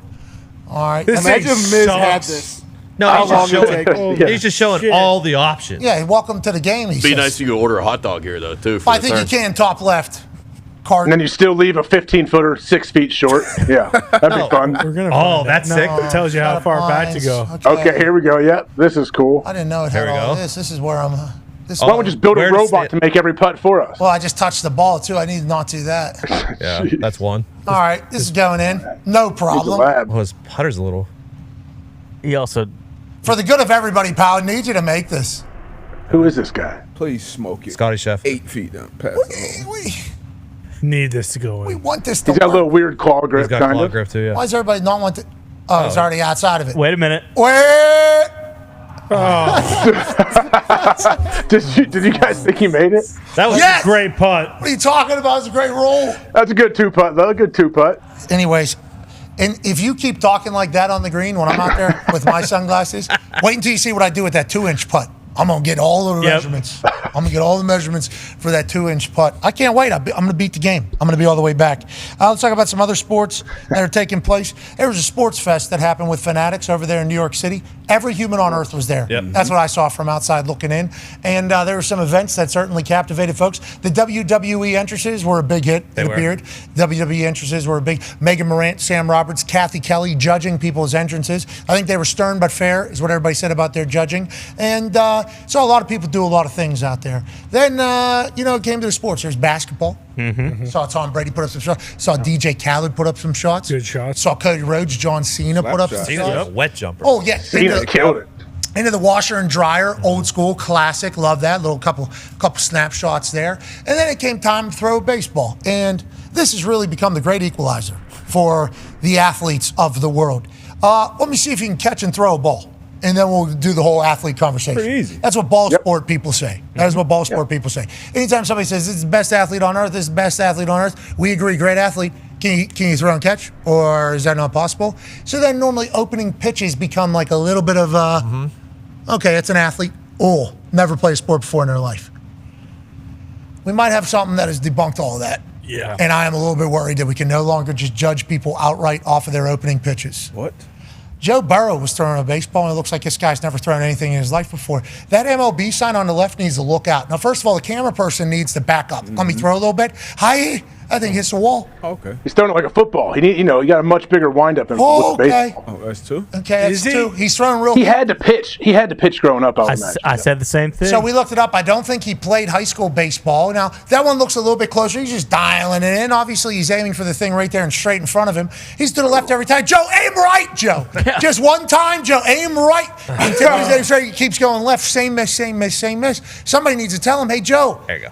Boom. Aim a little bit more right, pal, because his football throwing motion is obviously carrying the baseball to the left. Now, we seen Paul Skenes throw a football at Big Night Out, and it was the same thing. He was throwing it like it was a baseball, and that thing was turning to the left. I think it's a grip release thing between baseballs and footballs, and obviously the size is vastly different. Paul Skenes would have broke that thing. Okay, he was throwing gas. I think Joey Burrow obviously would inevitably end up hitting the target, but he's too good. Nobody, like, he couldn't find himself just playing the pool. Sure. You know, like, some people think they'll be able to figure it out. Like, no, I'll be able to throw it straight. I'll be able to throw it straight. What he needed to do here is, you were fucking aiming for a fairway on the right. Yeah. You are aiming right, and you were throwing that thing right back in real time. But a lot of people are very flustered by the fact that Joey B pulled some there. I still don't understand it. Like, how, like, regardless, professional quarterback, I don't care what sport you play or didn't play. I don't understand how you continue. Okay, back up. Obviously, He's got that nice, tight football release, though. That's the problem. Why doesn't he change it, though? That's like the athlete thing. Yeah, of course. After the first one, all right, let's I thought it might be messing with some people, though, honestly. I don't think so, because he's taking it pretty serious if he's telling people, like, hey, back up. I'm trying to throw this baseball. I think he didn't want to hurt his hand. Keep going a little bit more if we can. His hand? Yeah, so at the top, it's like, at the very top as it's exiting, it's like clearly like like a football wrist flip. Like he's even doing one of those. I think that's why it's all coming down to the left, personally. Yeah, if he did that like twice, hey, exactly, that's going to happen. Yeah. You can't be doing it 6 straight times and maybe, hey, I don't want to change my release, blah, blah, blah. Well, you look like an idiot. And you're also... No, he doesn't. Respectfully, bad look for just the NFL as a whole because of this. It's not just him. Taylor Lewan also just threw a terrible first pitch. Like all of a sudden, I'm thinking of NFL players. Jordan Love throwing baseballs. Jordan Love. Hold on. Why can't NFL guys throw baseballs? Too strong. The ball's too small. I still think there is a chance that Ruben gimmicked all those baseballs because everyone saw how he threw, and he was like, I can't have these guys coming in and just put paint in the center. I'm going to screw a hole in one of these balls or something like that, and I'm going to make these guys have a pitch like I had. I appreciate the fact that could be happening, and I appreciate the fact that Joe Burrow goes out there in front of everybody and does that. Okay, I do appreciate that. I also like the fact that he said, give me back to football. Yeah. Okay, get me back to a football. We have a season to be had. I was worried about asking Paul to throw that football for Big Night Out. Sure. I was like, hey, I don't know what your procedure is, your routine is. It's heavier, it's bigger. I don't want to be the one that hurts anything. He was like, I'll throw it, I don't care. I'm like, yeah, but I don't want to. He goes, I got it. And that second one? He's firing that thing. Firing that thing. I mean, it was so. And then he goes, yep, all right, see you later. Then inevitably, Sidney Crosby would make it. Ben Roethlisberger made it. So gave $2 million away at the end of the night instead of $3 million away at the end of the night. Paul Skenes, absolute gentleman, sends me a text and says, hey, I realize that I saved you $1 million, so I will sleep well at night because I missed. And I said, hey, very kind of you to think that way. If it would have went in, though, would have went to a great family wearing Philadelphia Eagles jerseys in Pittsburgh, Pennsylvania. That's right. Paul Skenes, great pitcher. You know who else might be? Who? A pitcher on the rise? Who's that? Shohei Ohtani. Oh. This weekend. Let's talk about Shohei getting back on the mound, Ty Schmidt. Yeah, I mean, he looked good. He's still we talked about this with Jet. He doesn't have the luxury of going down to the minors and doing like a couple spot starts down there to kind of get ready. So they just got to throw him into game action. But his first start, little rough, as to be expected, kind of battling control a little bit. And then it's him and Clipstein, brother. Exactly. Ooh. Yesterday against the Nationals, he gets in there. He's touching 100 miles an hour. He strikes out 2 guys. And then not only does he strike out 2 guys and his day is done, so you'll just see, I mean, that's a filthy little split finger there. That's Joe Burrow right there. Yeah. That's what Joe was throwing. Yeah, exactly. Saw Shohei. He's trying to do that, though. Yeah. That's the difference. So Shohei looks great on the bump. There you go. I'll have another. Sit down, please. 2 strikeouts? Yeah, 2 strikeouts. How many total outs in his time playing? He pitched 1 inning, so he got 3 outs. So 2/3 of the outs he recorded were strikeouts. Okay, and then? And then at the dish. This is just Shohei being Shohei. He's going to, just so effortless. Just poke it out, Oppo. And I think this was the one that maybe was this the triple? No, yeah, fan interference. So yeah, this was the home run. And then he also had a bases clearing triple later in this game. He had 5 RBIs. So, he's not going to get the win or anything like that. But if you're a Dodgers fan and you see what Shohei's doing on the bump, you're like, okay, here we go. Like, when you think this team couldn't get any better, if they get a Shohei Ohtani who's close to 100% pitching as well, boy, it might be tough to beat the Dodgers in a 7-game series. Now, I hear that there is potential baseball people that are like, why are we wasting any time on this bump? Why are we wasting any time? 2 strikeouts, 3 outs in total. Is he going to become a dominant pitcher for the Dodgers? I mean, he is, when he's healthy, he is a very dominant pitcher. And I don't know, I mean, you hear Jet say, Shohei wants to do this, so, it's going to happen no matter what. That kind of ends the conversation. But just for me, the Dodgers have 15 guys, 15 pitchers on the disabled list right now. So, they can't afford to lose Shohei. They just can't. And it's just, you look at what he does at the plate, he is a monster. So it's kind of one of those things where it's is it even worth him potentially getting hurt? Not even talking Tommy John, but if he does something, to his finger and he has to miss 2 weeks or whatever, it's just, I don't know if you want to throw off the routine and how much of a zone he's in right now at the plate. Okay, so at the plate, he's a monster. Is he like Big Dumper or no? Oh, nobody is. Yeah, Tell me about Big This guy comes. Dumper. Who is Big Dumper? Yeah, Cal Raleigh, catcher for the Mariners, switch hitter. I mean, and you just, That's what he looks like? Yeah. Let's go. He's an absolute dog. But yeah, I mean, fastest to 30 homers in a season since Barry Bonds, obviously, and that was the year Barry Bonds, set the home run record. I mean, it's one of those things where he has unbelievable power, but he's got a big dumper. He's got a big dumper. One of his teammates started calling him Big Dumper in 2020. I saw his mom isn't a huge fan of the nickname, but she does love that the fans support him. But yeah, Big Dumper. This is just day in, day out now. It's you'll look at a box big score. Thumper more so. He's a big thumper with a big dumper. He had 4 he this probably weekend. takes some big dumpers. I would assume he does. Yes, he does. We watch it. He goes left-handed and right-handed. Yeah, right? switch hitter. Yep. And he just clobbers the baseball. And catchers aren't normally the best hitters on the team. Okay, so he's in the middle of an at-bat. Yeah. Okay, he's batting righty. Pitcher gets pulled middle of at-bat. Does that happen? Sometimes. Okay, so he's batting righty. New pitcher comes in. What would the pitching team want to go against a righty? They'd want a lefty against a righty or a righty against a righty? It kind of just depends. But yeah, typically you want opposite on whatever the person's going. If you're the pitcher. Yeah, so if you have a lefty at the plate, a lot of times they will throw righties, but me personally, I always thought it was weird facing a left-handed pitcher because everything feels like it's inside. It all kind of, matchups matter, but it kind of just comes down Can he switch sides of the plate in the middle of an at-bat? Yeah, so if let's say he's batting left. I need 2 strikes on the right side. I'm not doing it anymore. Going over the other side. Yeah, if they pulled it, yeah, exactly. There is a clip of that guy, some guy in Japan who every pitch is going from the right side to the left side to the right side. Electric. Yeah. Yes. How come Big Dumper's not doing that? He's kind of sorry, Mom. Big Thumper not doing that. He's getting locked in on one side of the plate, then hitting bombs. Is it best matchup, or is it just how he's feeling? Is he trying to keep it equal on either side? I have so many questions. Why doesn't everybody do this? It's very difficult. Yeah, very, very difficult, especially when you get to the I think there are a lot of guys who at a younger age, maybe even in college, they're whoever their dad or coach or whatever, guys will switch hit, but then you get to the it's very, very evident.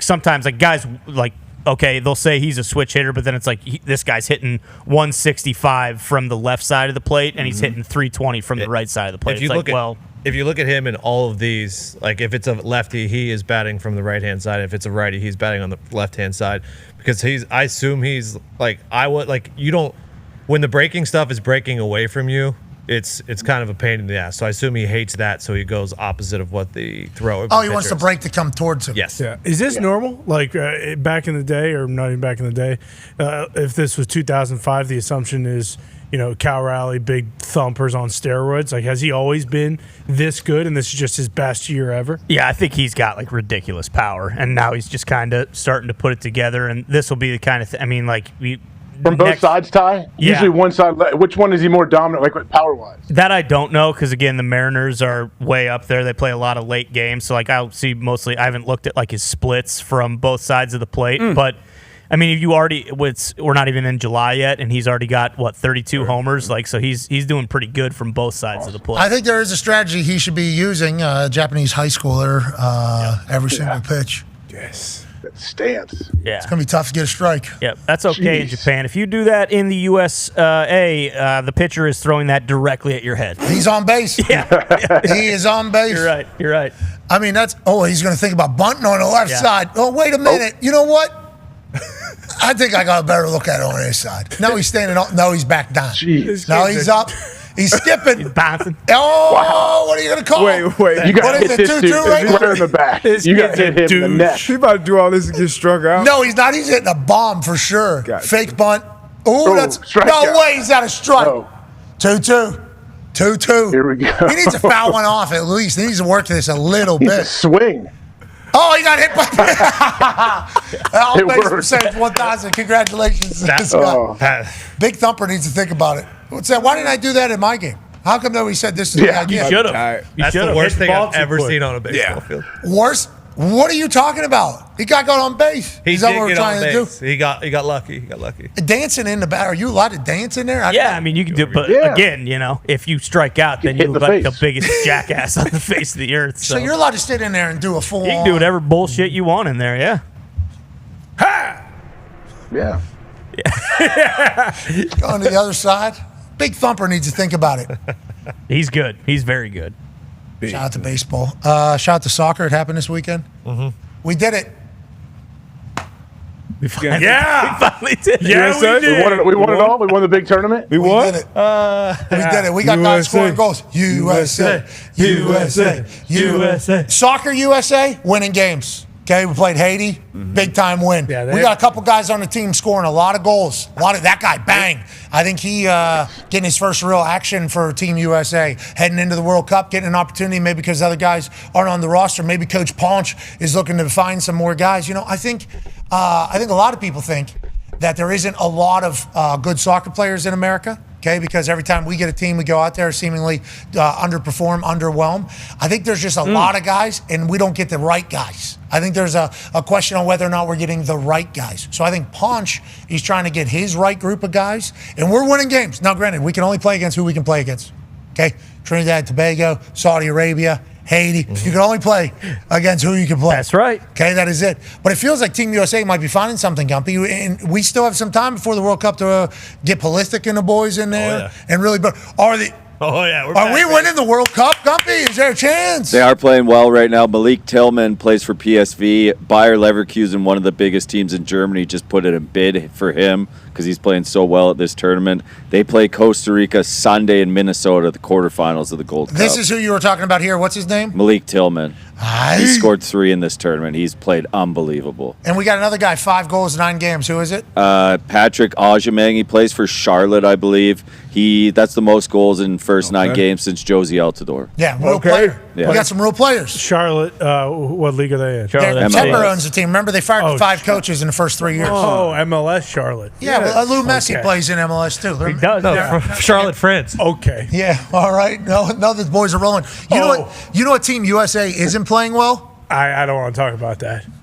I would like to take us back in time whenever flag football was becoming a topic of conversation in the actual football world, tackle football world. And flag football is having a great push. As a father of a 2-year-old daughter named Mackenzie, who I think is going to be great at being elusive with the flags, and it looks like she's going to be able to throw good. Flag football will be a great sport for her to play. I'm happy there is a development. But there's a conversation at the highest of levels on who should represent United States. Is it the flag footballers that do flag football all day, every day, or is it the greatest in the world at football? That's conversation. Flag football, different sport than tackle football, although they're playing football at the end of the day. Here's quarterback of the U.S. flag football team, Mr. Doucette, just like a year and a half ago, I believe. At the end of the day, I feel like I'm better than Patrick Mahomes because of my IQ of the game. I know he's right now the best in the league. I know he's more accurate. I know he has all these intangibles. But when it comes to flag football, I feel like I know more than him. Okay, and I can respect that because there are different rules. With that being said, we can't be losing to Canada. Okay? boy. You guys can't be Canada doesn't even play football. It's a strong squad. It is not. The Canada one is. It is not. Oh, That is the yeah. problem that I'm having here. Now, I learned this from Football Canada's official senior men's Senior masculine, obviously, you guys speak French in there because it is Canada. 25-21, they go on to play Japan, I think, in the next couple of days, Super Duper International Bowl. This is flag football here. It's embarrassing. Can't happen. Joke. Who's playing? Who was on the team? Who's responsible? Yeah, who was on our team? We haven't been able to get all the details. I just saw that this was posted. What? I don't know if Doucette was playing in that. It's on the roster. He is on the website whenever we checked it, who was playing. He is on the roster. And maybe Canada just has a team. Or maybe also we should think about Lamar Jackson playing on his team. Bingo. Kyler Murray playing on his team. You know, even let our college guys play on this team. Like if you want to make it all college kids. Yes. Okay, there we go. Anything. We can't be losing in flag football at the Olympics in the United States of America. That cannot happen. Just like Just like what? I'm getting worried. I'm not getting into I'd actually take it a step further, and I'd say we should win every game by at least 100. Yep. Did you see Tyreek Hill? Yeah. Send a message. He's playing right. He needs to just do a little end around ski. Yep. One of those things. Exactly. They have a 2-quarterback option thing in flag football. I watched these high school girls do it. Pro Bowl weekend. Unstoppable, seemingly. Great play design. And you get Tyreek out there in motion. I don't think we're losing to Canada ever again. No. Okay? Might lose to them in hockey. Yeah, right. Have you seen our roster, Gumps? Have you seen our roster? Stack. I have. The U.S. or the Canadian? U.S. Yeah, it'll be pretty much the same teams as 4 nations. And with a little more sauce. Yeah, a little more sauce for the Canadians as well. It'll be. I mean, both teams will be better for the Olympics. That's how it should be.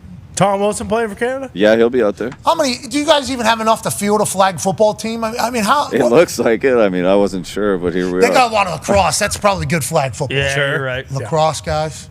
Kid Canada's probably out Kid there. Canada's definitely the quarterback.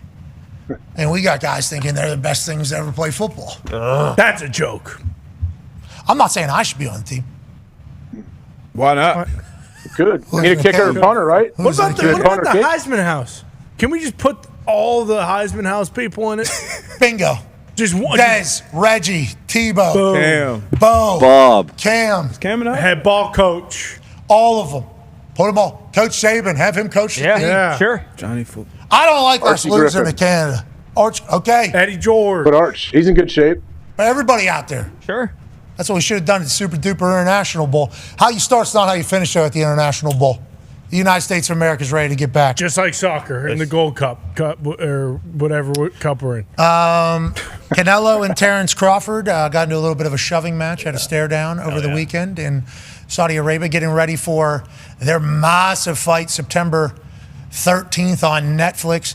Fight of a century, fight of a generation, greatest fight of all time. You name it. All of it. Yep. All these things can be title for this. Dana White, obviously, his first venture into the boxing space since being a boxing trainer before he ended up taking over the UFC. Obviously, TKO alongside Turkey and the Crowned Prince putting this all together. Knockout bonuses on the line. I think this is going to be a spectacle. And I can't wait to watch in Allegiant Stadium, I believe. More stuff on Netflix is just so clutch. I don't have to worry about when this is happening because I know I won't have to try and find it. It's just going to be right there on Netflix. Thank God. And before we get out of here, an American legend has passed away. CEO and founder of FedEx, Fred Smith, father of Arthur Smith, current offensive coordinator for the Pittsburgh Steelers, has passed away. If you don't know this man's American dream story, from Marine to obviously Fortune 100 company CEO, at one point he actually went to Vegas, played blackjack, made enough money to save FedEx and launch it into the place that it is today. So rest in peace, Fred. You done good, pal. Legend. You done good. American Dream Story as we continue digitally on YouTube, ESPN Plus, Disney Plus, and TikTok Live. We can't thank you enough for allowing us to do this for a living. Congrats to Oklahoma City, right, AJ? Absolutely. Congrats. That was a well-deserved win. We can't wait to watch their parade. I assume it's going to be insane. We'll be back tomorrow. Be a friend, tell a friend something nice might change their life. We'll see you tomorrow. All right, I feel like I really nailed it. Had to get Fred Smith on it. Yeah. Of course. Truly. They did it on the Travelers Championship because FedEx, they did like a whole little like tribute talk about Fred Smith. Well, in the fact, I think he was in the background. Oh, maybe. FedEx coach. That was his brother. Yeah. What was his name? Oh. Anyways, whole family, American Dream stuff, like legit, and former Marine. Hell yeah. Love that. Dick Smith? Think how big FedEx is. Smith? This dude started it. Yeah. And at one point, had to go to Vegas and Yeah. Because I think there was a shipment or something couldn't get done. If it didn't. The flights. Yeah, I think it was planes. Company goes bankrupt if not able to get this done. At a place where we have this amount of money, need this amount of money. If we don't get this, it's all gone. Let's go to Vegas. To the table.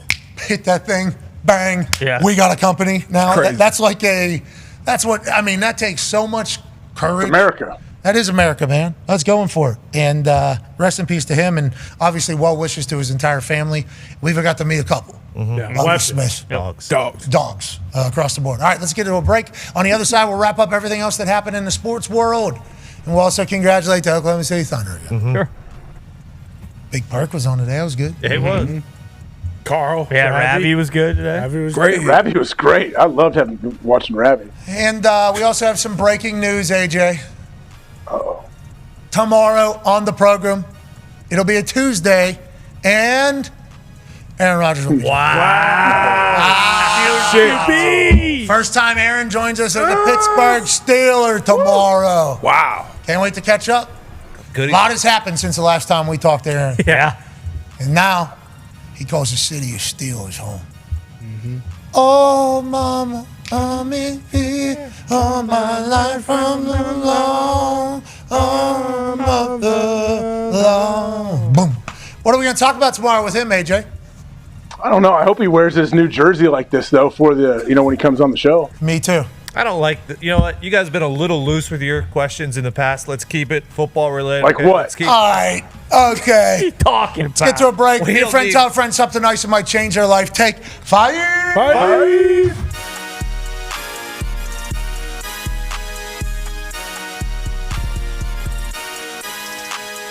They can run it, they can spin it, they can kick it. This Buckeyes team is playing football at a level nobody else in the country is playing right now.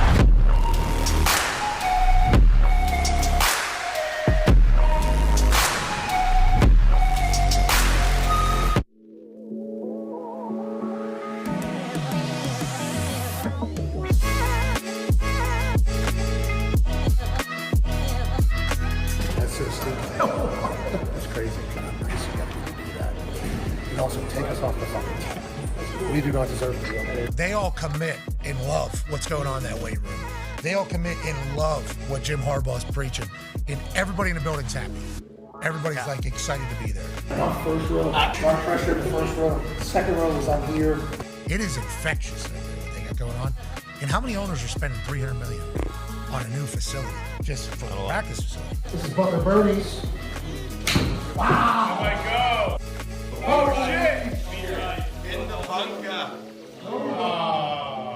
Great shot. But then for them to do it upright for the last couple, it's like, look out for the Chargers, dude. Look out for the Chargers. Coach.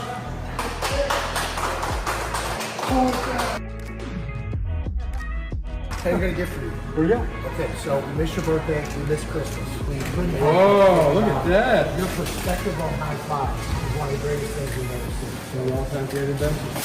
I love the high five. Yeah, give each other a high five. Boom! Bam! Boom! Bam! Boom! Boom! Oh my God! Wow! Boom! So we wanted to make you basically something that you could high five. My dad made this. Oh, wow. Yeah, He is talented. Look at that feeling. Yeah. Boom. Yeah. Boom. Boom. And we tested it. I think you can get a pretty good pop if you need. Yeah. That is incredible. Obviously, national champion, Michigan man, and greatest high five. Yeah. Because of what you brought for the high five world.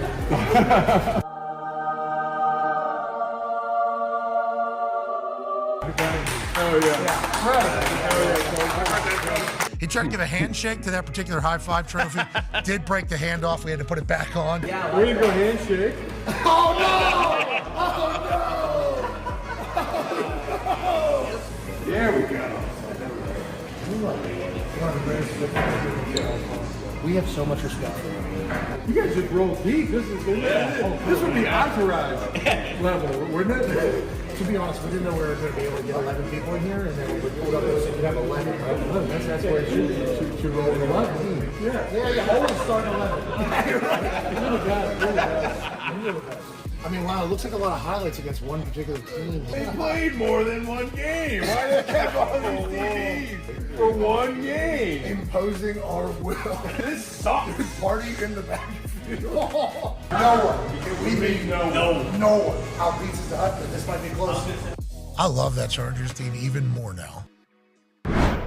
If you were to touch this grass, it would feel as if the history of football was kind of one with your soul, one with your body. And then you look at the views, the sand, Gabriel mountains with the cotton candy clouds, the way the sun will rise and then the sun will set, and as the sun is setting tonight, there's going to be a football game taking place. You're talking about movie stuff. What do you think it is about your team and that locker room, and why do you think you guys have been able to show up every week? I think the buy-in on our team is unbelievable. We talk about a player-led team. I think a lot of people say that, but so rarely do you actually see it. Two Goliath Big Ten teams. What a magical matchup here in the Rose Bowl. And watching Ohio State do what they did to Tennessee, it felt good for the North. They did. It felt good for the bowl. Look at that field. God, look at those mountains. Look at those mountains. San Gabriel Mountains. There's the field. The San Gabriel. San Gabriel Mountains. I believe that means the Gabriel.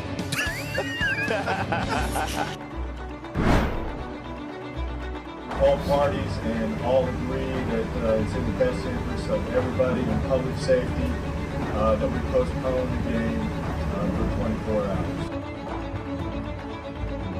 AJ Hawk's working for the bowl.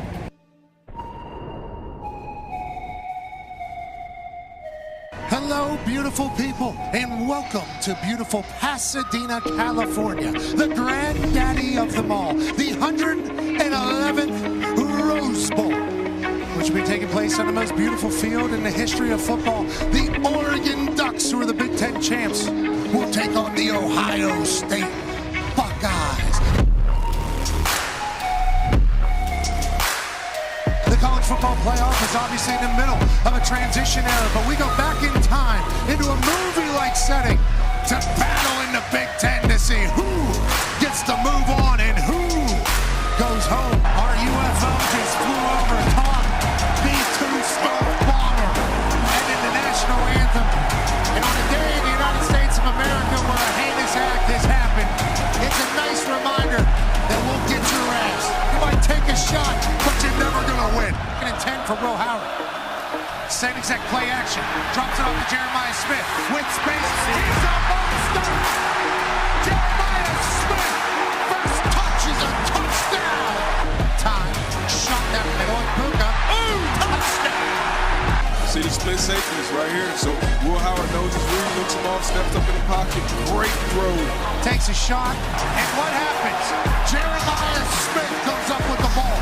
Handoff. Run to the left. Jordan James. Rehab. Will Howard. Time. Oh, no. Jeremiah Smith's wide ass open. And that's a touchdown. Ohio State is kicking the living shite out of the Oregon Ducks. If Jeremiah Smith is on your team, I think you can win every game. Travion Henderson. He's at the 30, the 20, the 10. Touchdown! They can run it. They can spin it. They can kick it. This Buckeyes team is playing football at a level nobody else in the country is playing right now. Now there's a low snap. Rolls left, rolls back to the right. Jeremiah Smith's on the field. So that's another first down. Thus far, this game has been absolutely shite.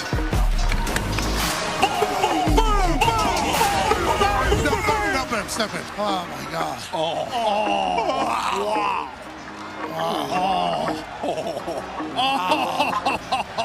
That is so beautiful. You got Matt Hardy on the left there. AJ, chance. I see it at the 47. Unfortunately, my youngest son puked all over himself, went to the hospital, so my whole family's not here anymore to hear that. No. But I'm getting some updates every once in a while. He seems to be doing not much better. He puked over the whole section. Jeez. Instant urgent care, instant hospital. Oh, no. What type of shite was he eating? Is someone making salmon down here? We came down here and smelled like fish. Look at this.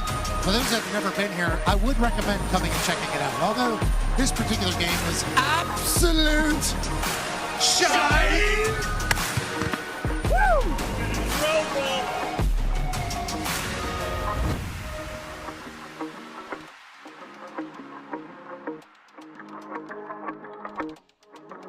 why is football the greatest sport on earth? And do you think football is the greatest sport on earth? And why do you like football?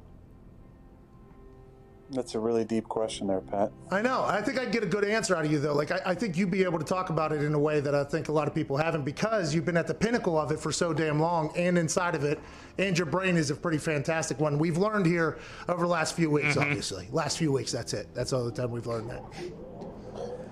I think it's the greatest sport in the world for one main reason. It is a true team sport where it is damn near impossible for one person to dominate an entire game. If you look at other team sports, basketball with 5 guys on the court, I think you've seen multiple players over the years. Maybe one player, maybe 1 or 2 players on a squad be able to dominate and win championships. Baseball, you can have a dominant pitcher and win championships. Soccer, you can have a dominant forward and or goalie. That seems to be a little more of a team sport, but you don't have 11 players engaged at the same time on every play. It is truly a sport reliant on every player on the field to do their job in order to be successful. And I think that's why at times, you know, certain star players can get maybe too much credit and maybe too much blame on the flip side, because it does take so many players at the same time in 3 phases to win football games. And I think that's the beauty and the draw of our sport, is that something new happens all the time, because you are literally dealing with 11 humans on the field at one time who all have lives outside of football, and there's distractions, there's a reliance on coaching, there's a reliance on preparation, there's a reliance on diet and performance. I just think there's so many facets to it that you see something new every single week, and I think that's the beauty in our game. When it comes to the love that I have for it, it's rooted, and I think like any player who's played for a long time, the love is not just about our sport, it's about competition. And I think there's nothing in the world for me that fills that need and that hole I have like competition. I think players who played for a long time at a high level, you have that need to be satiated competitively, and it's a love of going out there and going against guys and being in an environment where you know that nothing is guaranteed. And that's why at times I've taken umbrage to people saying that it's easy, because it's not easy. It's never easy. And I think that's the beauty in our game, is that you see things new every single week. It's never easy. And your only thing you're guaranteed is the ability to compete. I love that aspect of it. I love competing. I love going out there and harnessing the fear of failure, where I think so many people who maybe don't love football as much, the root of that is a deep fear of failure, that you might go out there and your best might not be good enough, and that's not okay with you.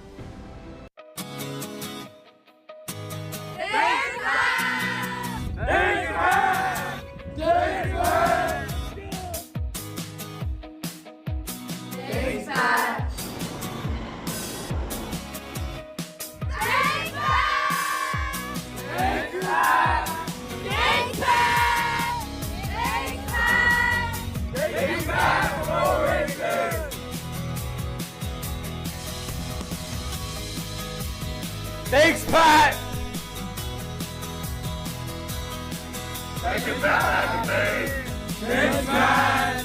Thanks, Pat! Thanks, Pat!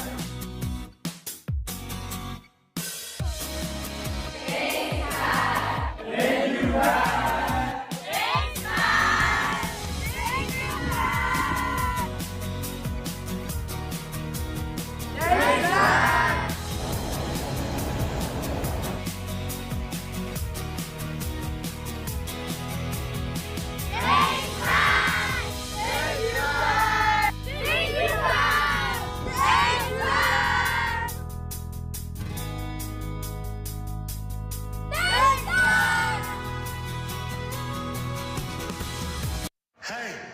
Let's go. This show stinks, and the fact that you listen, we are very, very thankful for it. McAfee on the line with a gorgeous assist. The all all-time leading tackler for the Green Bay Packers. You pig! Damn it! Be a friend, tell a friend something nice could change their life.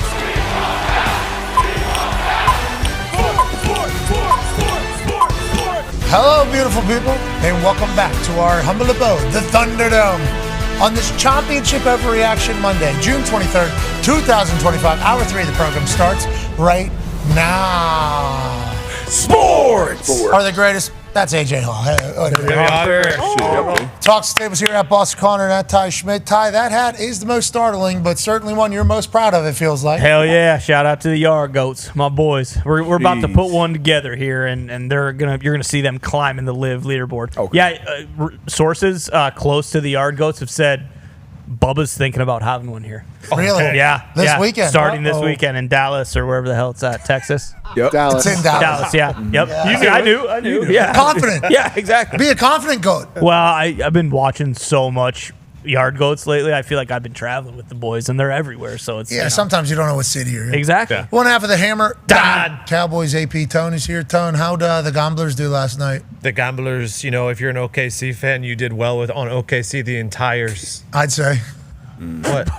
Well, was there a percentage of who was on what? Do we know who was heavily bet last night? It was about 50-50, to be honest. Really? Yeah. Throughout the entirety of the series? Early in the series, it was on OKC, and then once you're the Pacers and you start winning games as dogs, it came more that way. Last time I looked at it was on Saturday, and it was 54% on OKC. So, it's basically 50-50. I seen that Fanatics Sportsbook refunded anybody that had Tyrese Haliburton in a parlay or any of their prop bets.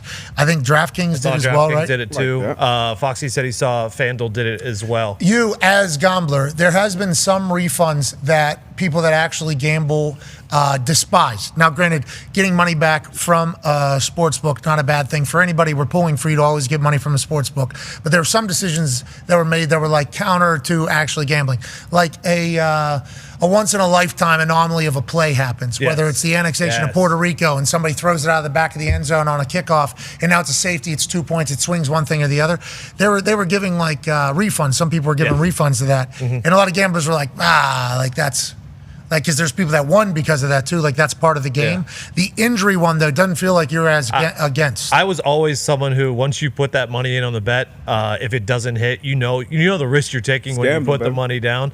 Last night I was okay with them refunding for that injury, and I think I said it earlier. It was the first time I watched an athlete get injured, and I actually cared about that athlete, and actually.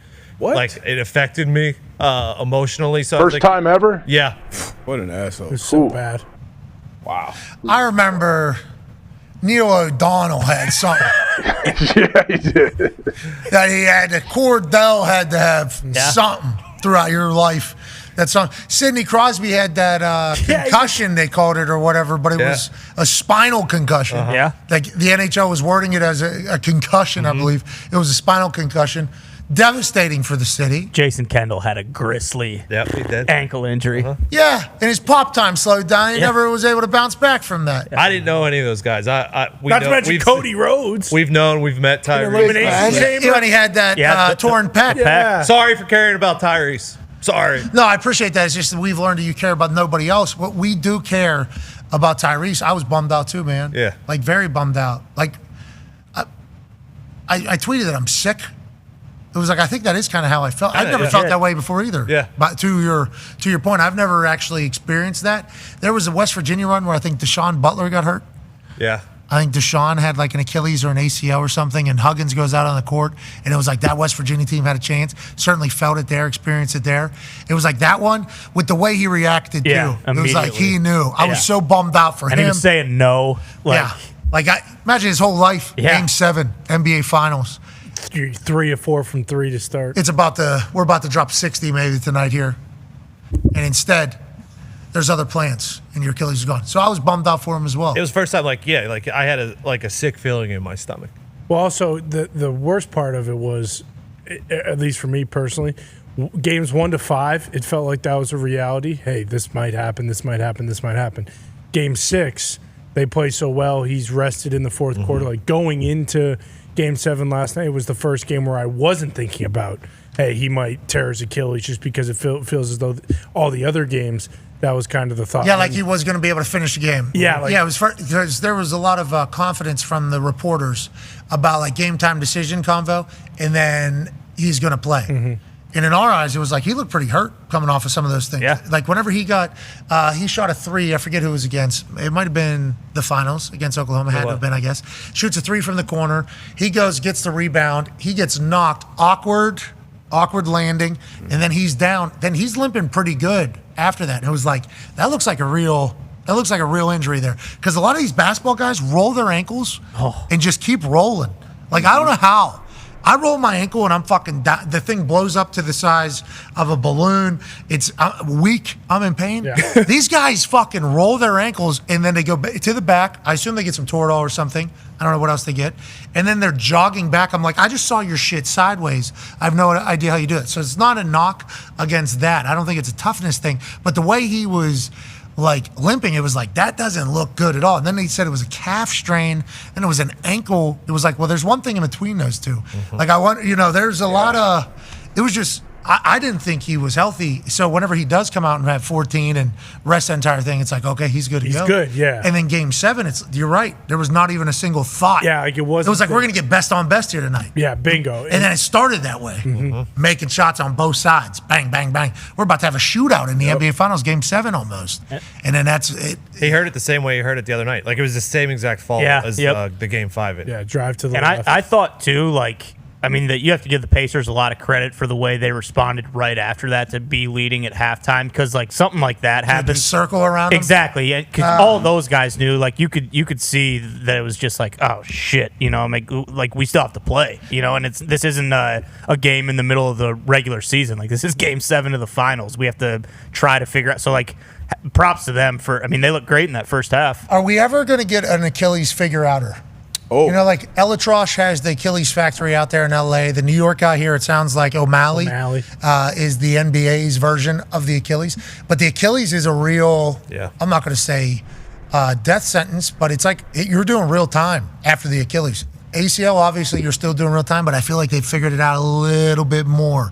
Like medical advancements have been happening in the orthopedic world. Feels like on a regular basis, shoulders, elbows, knees. I think hips are even getting to a spot where they're a lot better than they once were. It's like the Achilles is still like Achilles. Yeah. Like everybody still has the same reaction. Hopefully we figure it out. And this is just the worst part of sports. It's the part we all kind of sign up for. It's all in the fine print. And, whatever, doesn't matter what game, what moment, you have that risk. But if he had to do it, 100 times again and play in a game 7, like he's going to suit up and go out there and play. Like there's no way he's pulling himself out of that game situation. When you get hurt, it's not just the pain of the injury. Like you're laying down there, you kind of, I'm sure the offseason comes to mind, like, damn, next season comes to mind. All these different things. You have no offseason. Yeah, because so you go from the highs of the high to, like, the lows of the low. So, it's tough. And to your point, like, you do have to kind of deal with those emotions as a teammate, as an opponent. We've been in games, I'm sure, where, somebody gets a bad injury, the stretcher comes out, everybody's on the knee praying, and it's like, all right, whistle blows, you got to get back to it. Go fucking kill that. Yeah, exactly. So it's crazy, but they still gave us a great game on both sides. On that note, Jalen Williams was on First Take this morning and was asked about how they reacted whenever Tyrese gets hurt. He gave a great answer. We know, we can only imagine actually just seeing and witnessing when Haliburton went down, what it was like for the Indiana Pacers. What was it like for you guys to see him go down like that earlier in the game? I know that's the competitor, that's the competition. You're trying to beat him and what have you. But what was that like for y'all collectively as a team? Can you take us to that moment? Yeah. First, just shout out him in general. Just playing with the risk that he was. Like, knowing that and still going out there is mad respect for that. And then just as a competitor, I think the human side of that is like you don't ever want to see anybody get hurt, especially in a big game.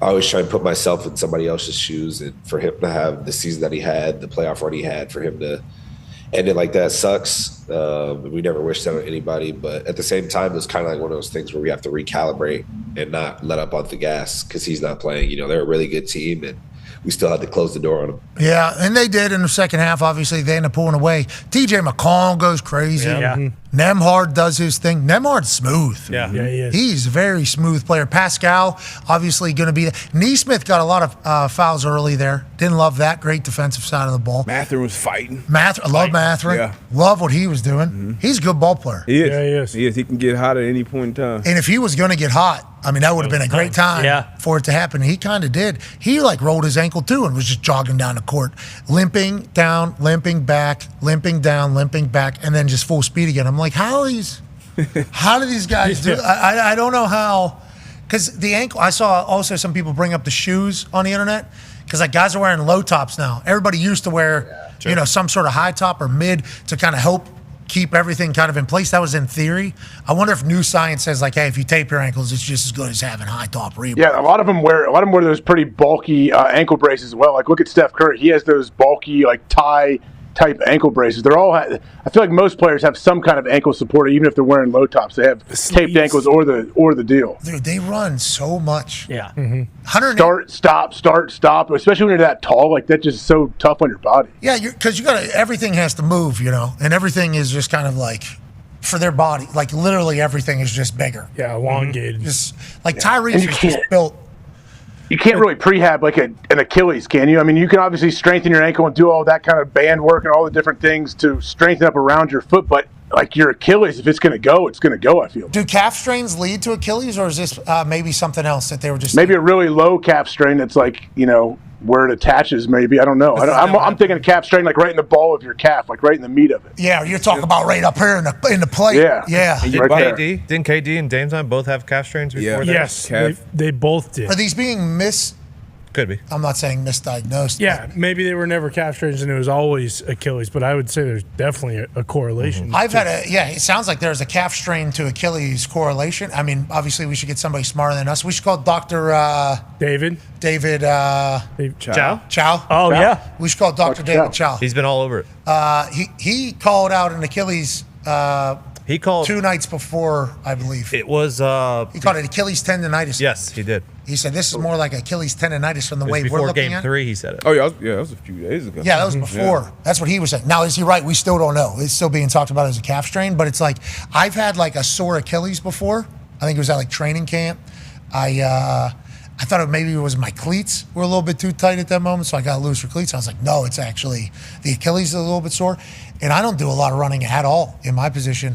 And every time I took a step, I'm like, oh, this thing's going to snap. That's scary. This thing's going to snap. It is. Yeah, it's scary. I had a 4-day period where I was like, my Achilles is about to snap. And then people are like, no, it's just something, some sort of strain on something. It wasn't Achilles, it was close there. That fear, which I assume Tyrese had to have. I think that's kind of what he was going, the game that he kind of had a dud. I think he just wasn't, and then he finally got to the point where he's like, fuck it, I can't play like that. I have to just... And I have to go blinders. Exactly. I have to go blinders on here. Yeah. And then, mentally, that would be a lot, too. Mm-hmm. That's when Perk said he was playing scared at halftime, and I said it on the show. I think the next day, it wasn't necessarily he was playing scared of the opponent, but just because whenever you're an athlete, you want to just be out there reacting and playing. Whenever you're free, you don't want to be thinking about if I plant going left or plant going right. You just got to react. It's a reactionary sport, so it's going to be some type of fear in that, some type of hesitation. But you got to think in Game 7. I'm sure, to Common's point, all right, it's time to roll. He knows his body. He's going through different things, and you can't. Like AJ said, it's hard to prehab that shit. If you have a hammy or a quad or something, you can get some acupuncture, you can get some this, some that. It'll kind of help, but that Achilles is man, it's a mystery still. Well, and that's right to your question of have they figured out the Achilles or will they ever? I don't know if there's anything they'll ever figure out, but it does feel as though recovery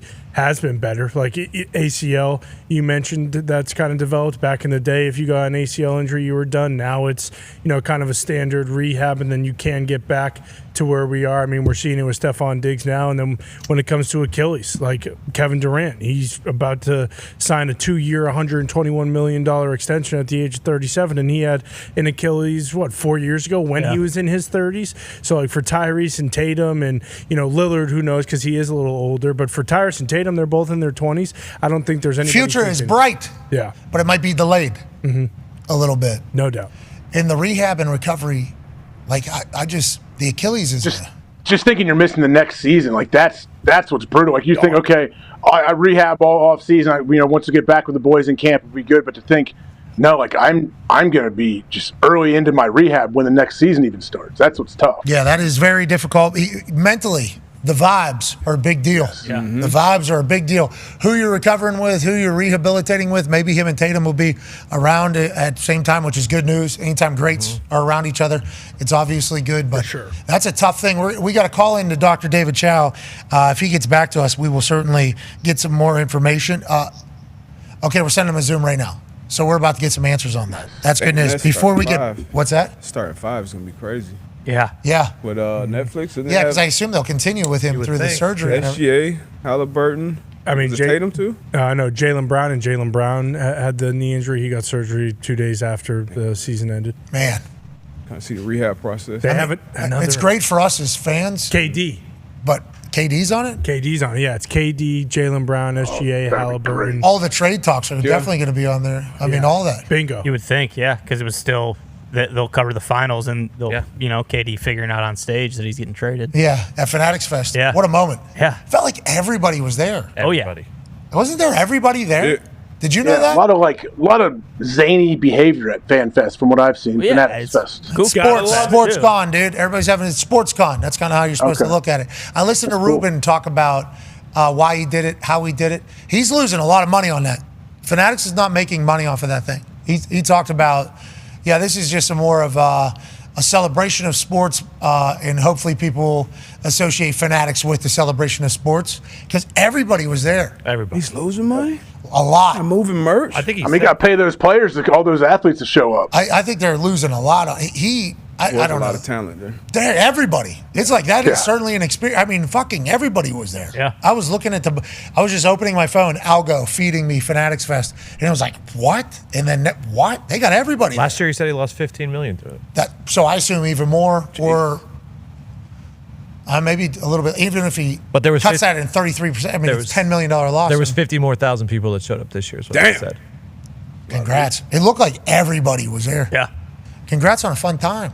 But yeah, KD finds out that he's getting traded whenever he's on stage chit-chatting about that. That's a good moment. Mm-hmm. I wonder if KD knew beforehand. Definitely. Because you heard Shams today say KD had a little bit more say than, because who he is. Okay, I'm not going there. Yeah. He knew. No. We're going to trade you there. We're just trying to get the best offer. Sweet. Can I talk to their GM? Yeah. I'm not playing if I come there. Okay. All right. Sounds good. How's that offer from that team? Not good anymore? I wonder why. All right. I'm not saying he did that, but technically he could do that. Way he operates with the free agent house way back before Golden State, you could assume he's doing that. Okay, we do not know if he's telling people I'm not coming there, but we do know that in basketball, especially if you're Kevin Durant, you can certainly say that's a bad move for you guys. I don't want to do that. Mm-hmm. Complete control in the NBA. Yeah, Heat fans aren't happy.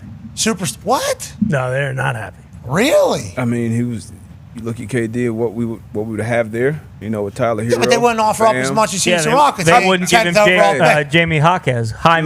They wouldn't trade him. I'm probably in the minority here, but I'm still a big Rouse guy. I trust Rouse. Says no, I trust. I believe in Rouse, and we will believe this man whenever he speaks about the Tyrese Haliburton injury news that we've received today via Shams Charania, making it official. He has torn his Achilles. This man was an NFL head team doctor for 17 years. He does live injury analysis with Sports Injury Central, which is sicscore.com. They're also all over every social media platform.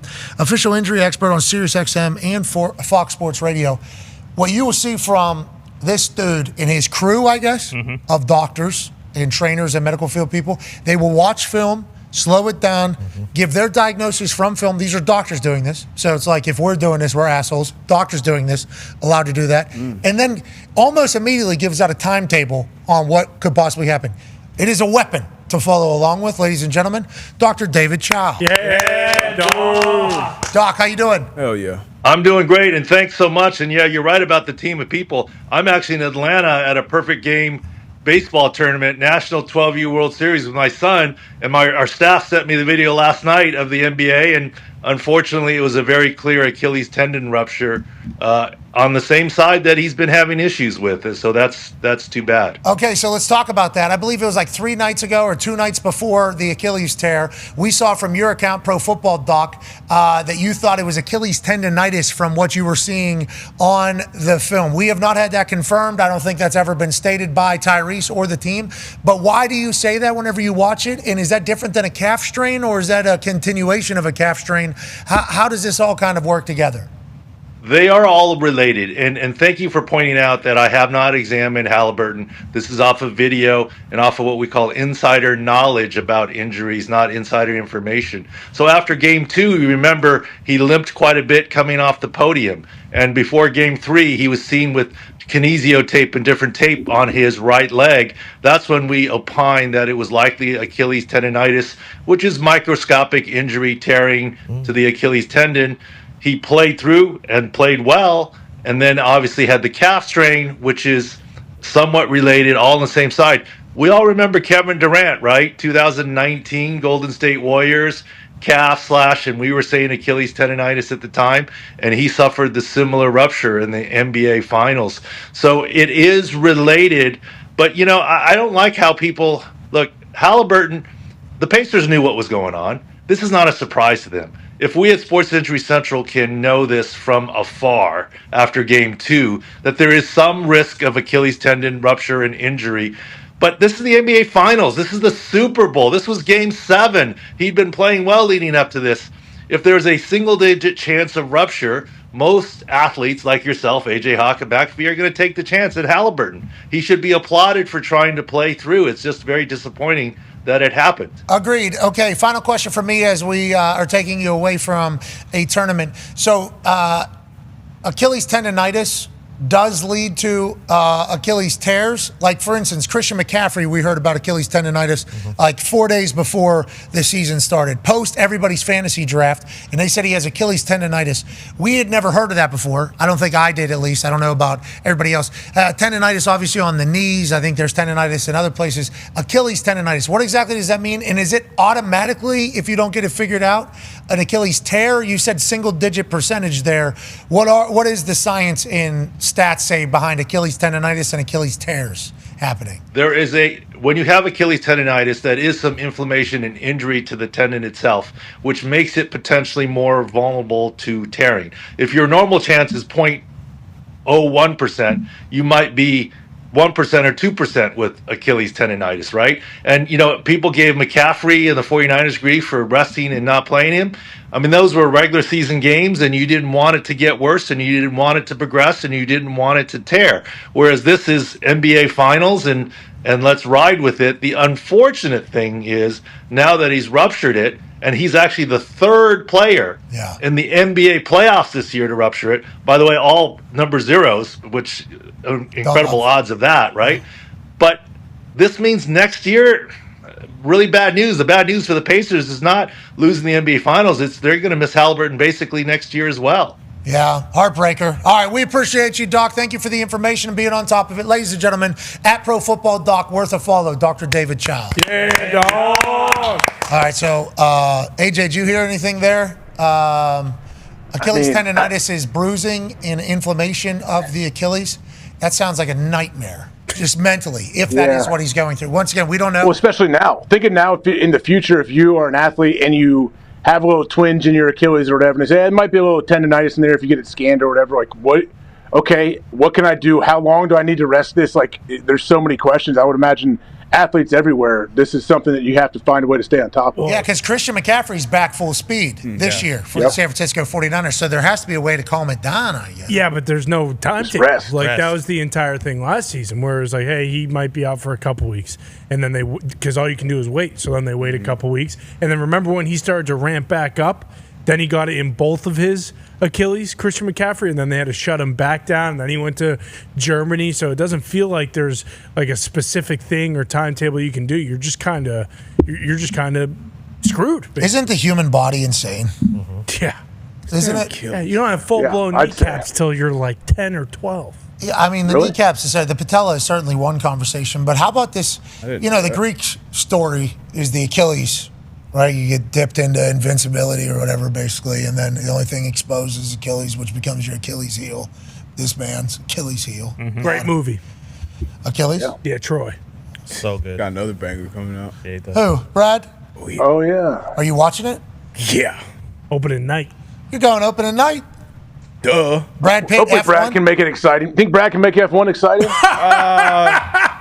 I think Brad's actually making the reality show, right? Isn't Brad making the reality show? He's doing a movie on the reality show? No. No, he's a racer. He's in the movie. The reality show F1 Driving to Survive was good. Yeah. It was great. Much better than the racing. The Brad Pitt movie probably just going to be Brad Pitt reality TV. I don't think so. No, because since it's the movie world and everything, they're amping it up a little, and he will be passing people on the track actually. So yeah, it is kind of movie magic. They're doing that separate than F1. But is it on green screen? Yeah. Pass another car? No, he is. there. That's real in the track. They put him in a two-cockpitter? Oh yeah. No, I think he was driving. An F1 car? Yeah. Solo cockpit. They're going a little. And slower. BP was like, "Fuck these guys," and just right away going like 250.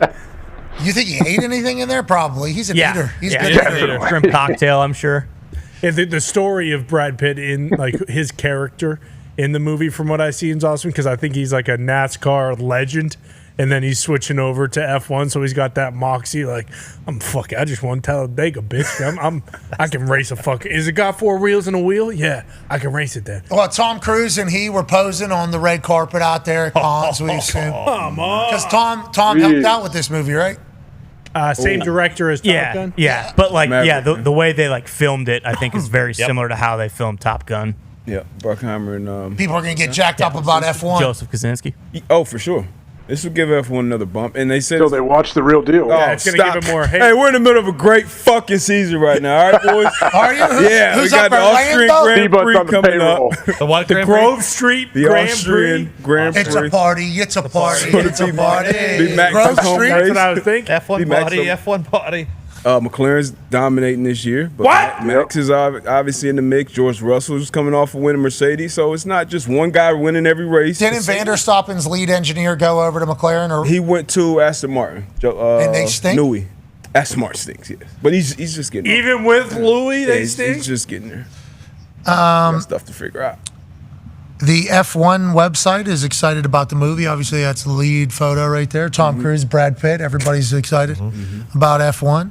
Obviously, limited highlights because are those? Did F1 finance this whole movie, you think? It's Apple. Apple probably but who's F1 the money behind it? I would imagine the people. It makes sense for F1 to push this. F1 has such a wide array of people with so much money invested in F1. Yeah. I think that's the most brilliant part of it all. And I'm not, changing the world with this take. I think a lot of people say this. It's not just about the race. Well, of course not, because the race is horrendous usually. Everything else is a full spectacle of the bazillionaires of the world. Feels like that is what F1's kind of gimmick is. Yeah. Like, hey, we have a Fanatics Fest everywhere.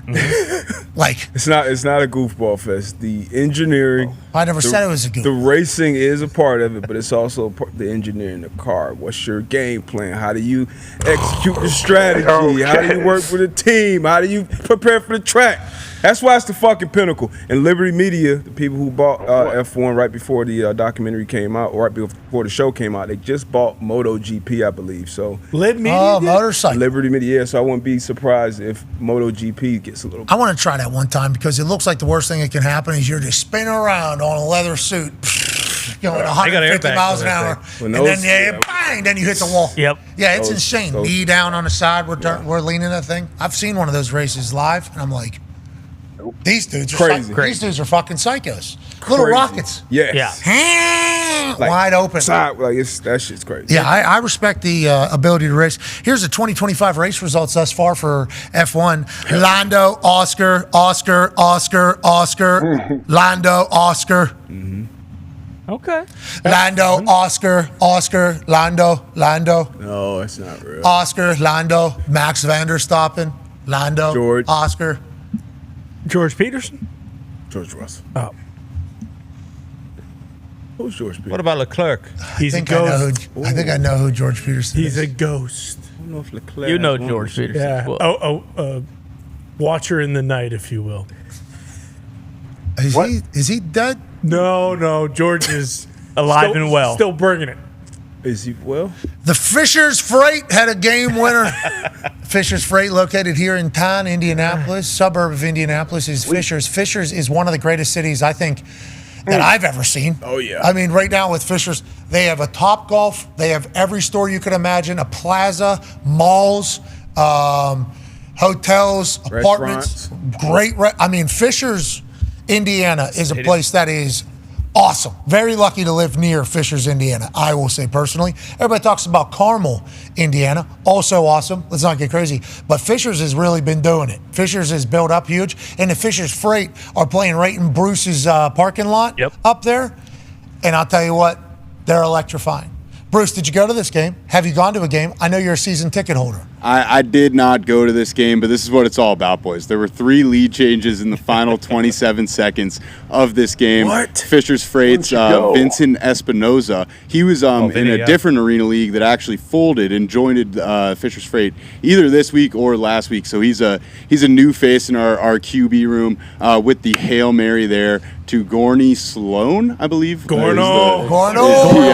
Wide receiver's name. This snaps a 9-game losing streak. Yeah, so. 9 game. Well, maybe you need to get out to a game. 9 games. They're 2-9. They were 2-0. I thought this team was good. Yep, we had an injury to our Great time to backup have quarterback, Shoemaker, and our starting quarterback left for the Mexican Football League. Okay, quick question. So we've had some Mexican turnover. Football League needs to stop poaching our fucking players. Yep, it's tough. Both good promotions. How many games in a season? We got to be coming up on it now, right? We're Too 3 many, I we're think. 3 and 9. We need a long call here. Yeah, I think we got one or two more chances to get out. Packed out, Bruce, without you. Yep. These are your freighters. Can you No, go back to the... Look at this place. That's a lot of points. 4 more games. 4 more. That's not enough games, Tone. No, everybody Look at makes the playoffs, don't that. Look at the pause. Look at the place.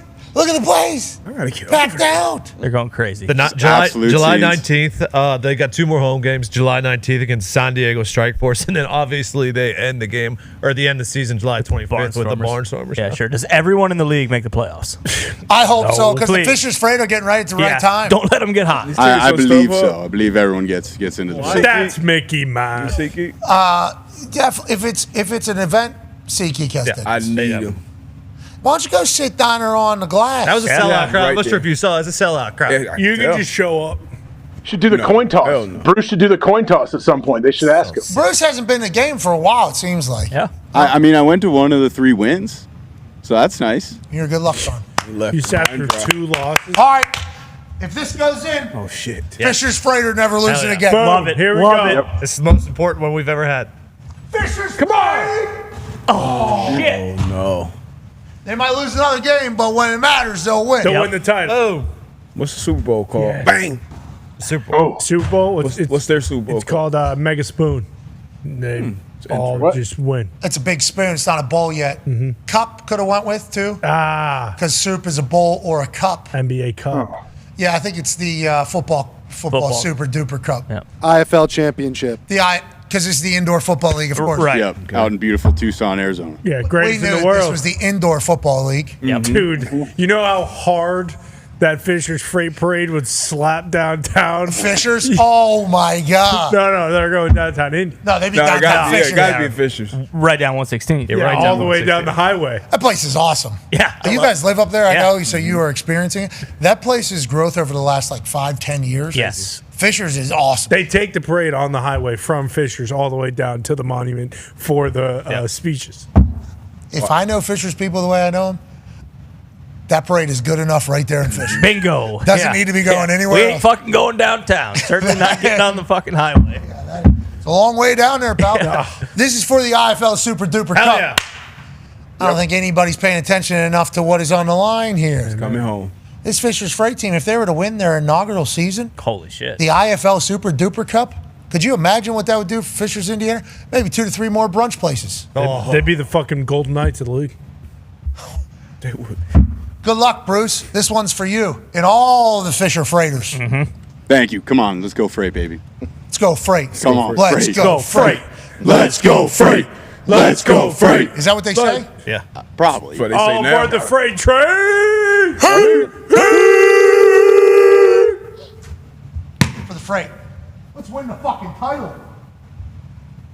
Yeah, IFL Super Duper. Bonus ball. Meant to be written in the stars. Come on, Frank. Come on. Now, Frank. Yep. No! Damn. It's all right. There's always next year. Took bad out with Yep.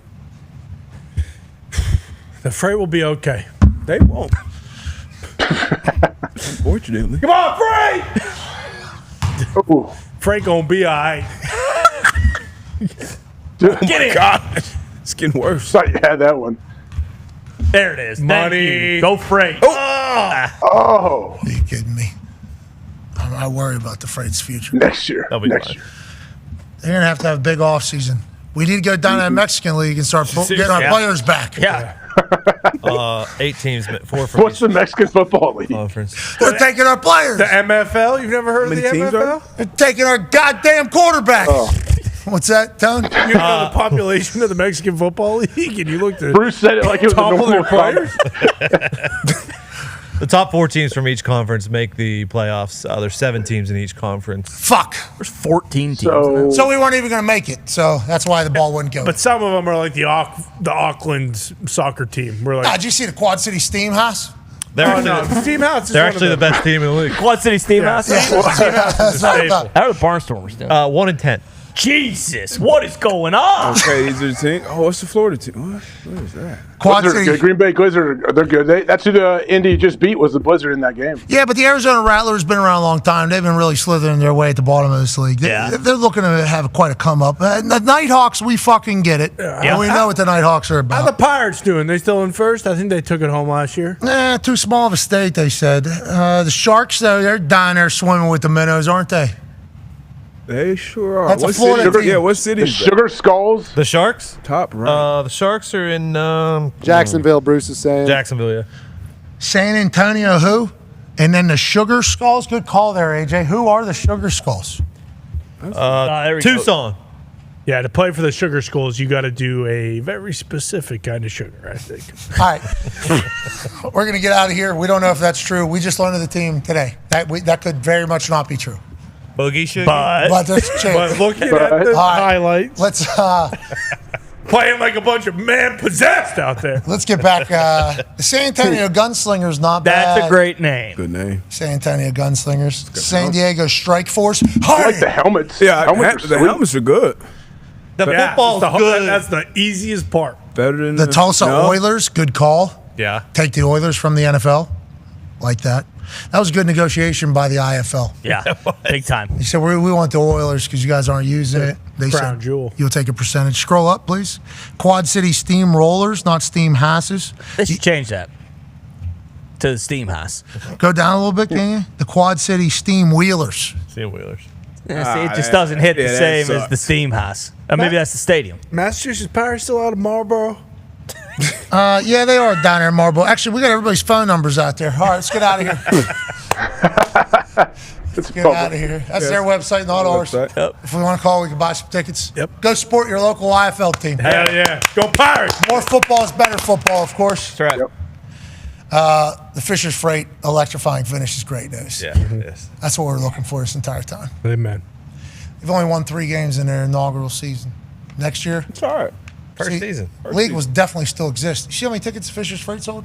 All of them. Packed house. Is anybody else doing that? Iowa? 20,000. Barnstormers, if they're 1-10, yikes. But yeah, I mean, people would go to those games for sure. Fisher's Freight, folks, I think just going to have a day. Like it's Pittsburgh Pirates. If they win, good. If not, we had a day out here cheering on. Take your kids. Absolutely. Have a good time. Yeah, fuck it. Yeah. Maybe a little Chase Rice concert out in the field. Yeah. Yeah. Which happened in Fisher's. Yep. Did you hear that? Chase Rice is doing a brunch concert, basically, for Fisher's. This Fisher City is the real deal. They like really. I hear great things about Fishers, honestly. It actually is great. Place. Fisher's Freight need to pick it up. They do. They're representing a great town. All aboard. Hey, why'd that soccer team? There's a soccer team playing in Cincinnati. I don't know where they weren't from here, and the guys on the bench had to go watch the game from the locker room because it was a little too hot. 87 degrees, they said. Yeah, 30.5 degrees Celsius. Let's not overheat here, boys. We're not used to seeing the sun. What about the guys on the field? Well, they're doing it for the team, for the country. It's also false reporting from Joe Pomp. It was only the first half. Joe Pomp. They still did. Okay. Pomp. Disrespect. Pomp. So where he was wrong was just not saying first half of the match when he says Dortmund's bench watched today's first half of the match from the locker room because of the heat. That would have been spot on. Not the full match. Don't you think just because of the heat is the problem that everybody's having, not that it was just a half a game? Soft. I think everyone else reported it as the first half because that's what it said on the Dortmund X account. But Joe Pomp decided not to do We that. like the Dortmund team. We had a chance to meet the Dortmund team and the Dortmund people, but this does feel like it's a little ridiculous. It's tough to take serious. Yeah. But I will say, I mean, we were all outside on Saturday. It was so fucking hot. If I was given the option to sit inside, yeah, would have. I'm not playing right now. Yeah, I'll go fucking sit in the air conditioning. Sure. Do we have a TV in there? Do you need me out here for anything? No. No. Okay, so I can just go sit inside. Yeah. Yeah. Boys played well. It was a good match. I think it was a good idea. It does look soft, though. Very. You know, just because anytime you're doing something that is making your life easier and nobody else is doing it, people are going to automatically bury you for being soft. I assume Dortmund just thinks they're smarter than everybody. Did they win the game? Yeah, 4-3.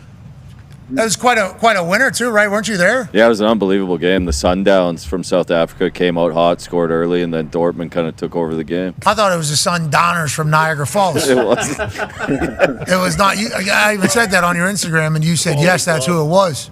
I said real problem, yeah. Yeah, Sundowners. A lot of people grew up in that club up there in Niagara Falls.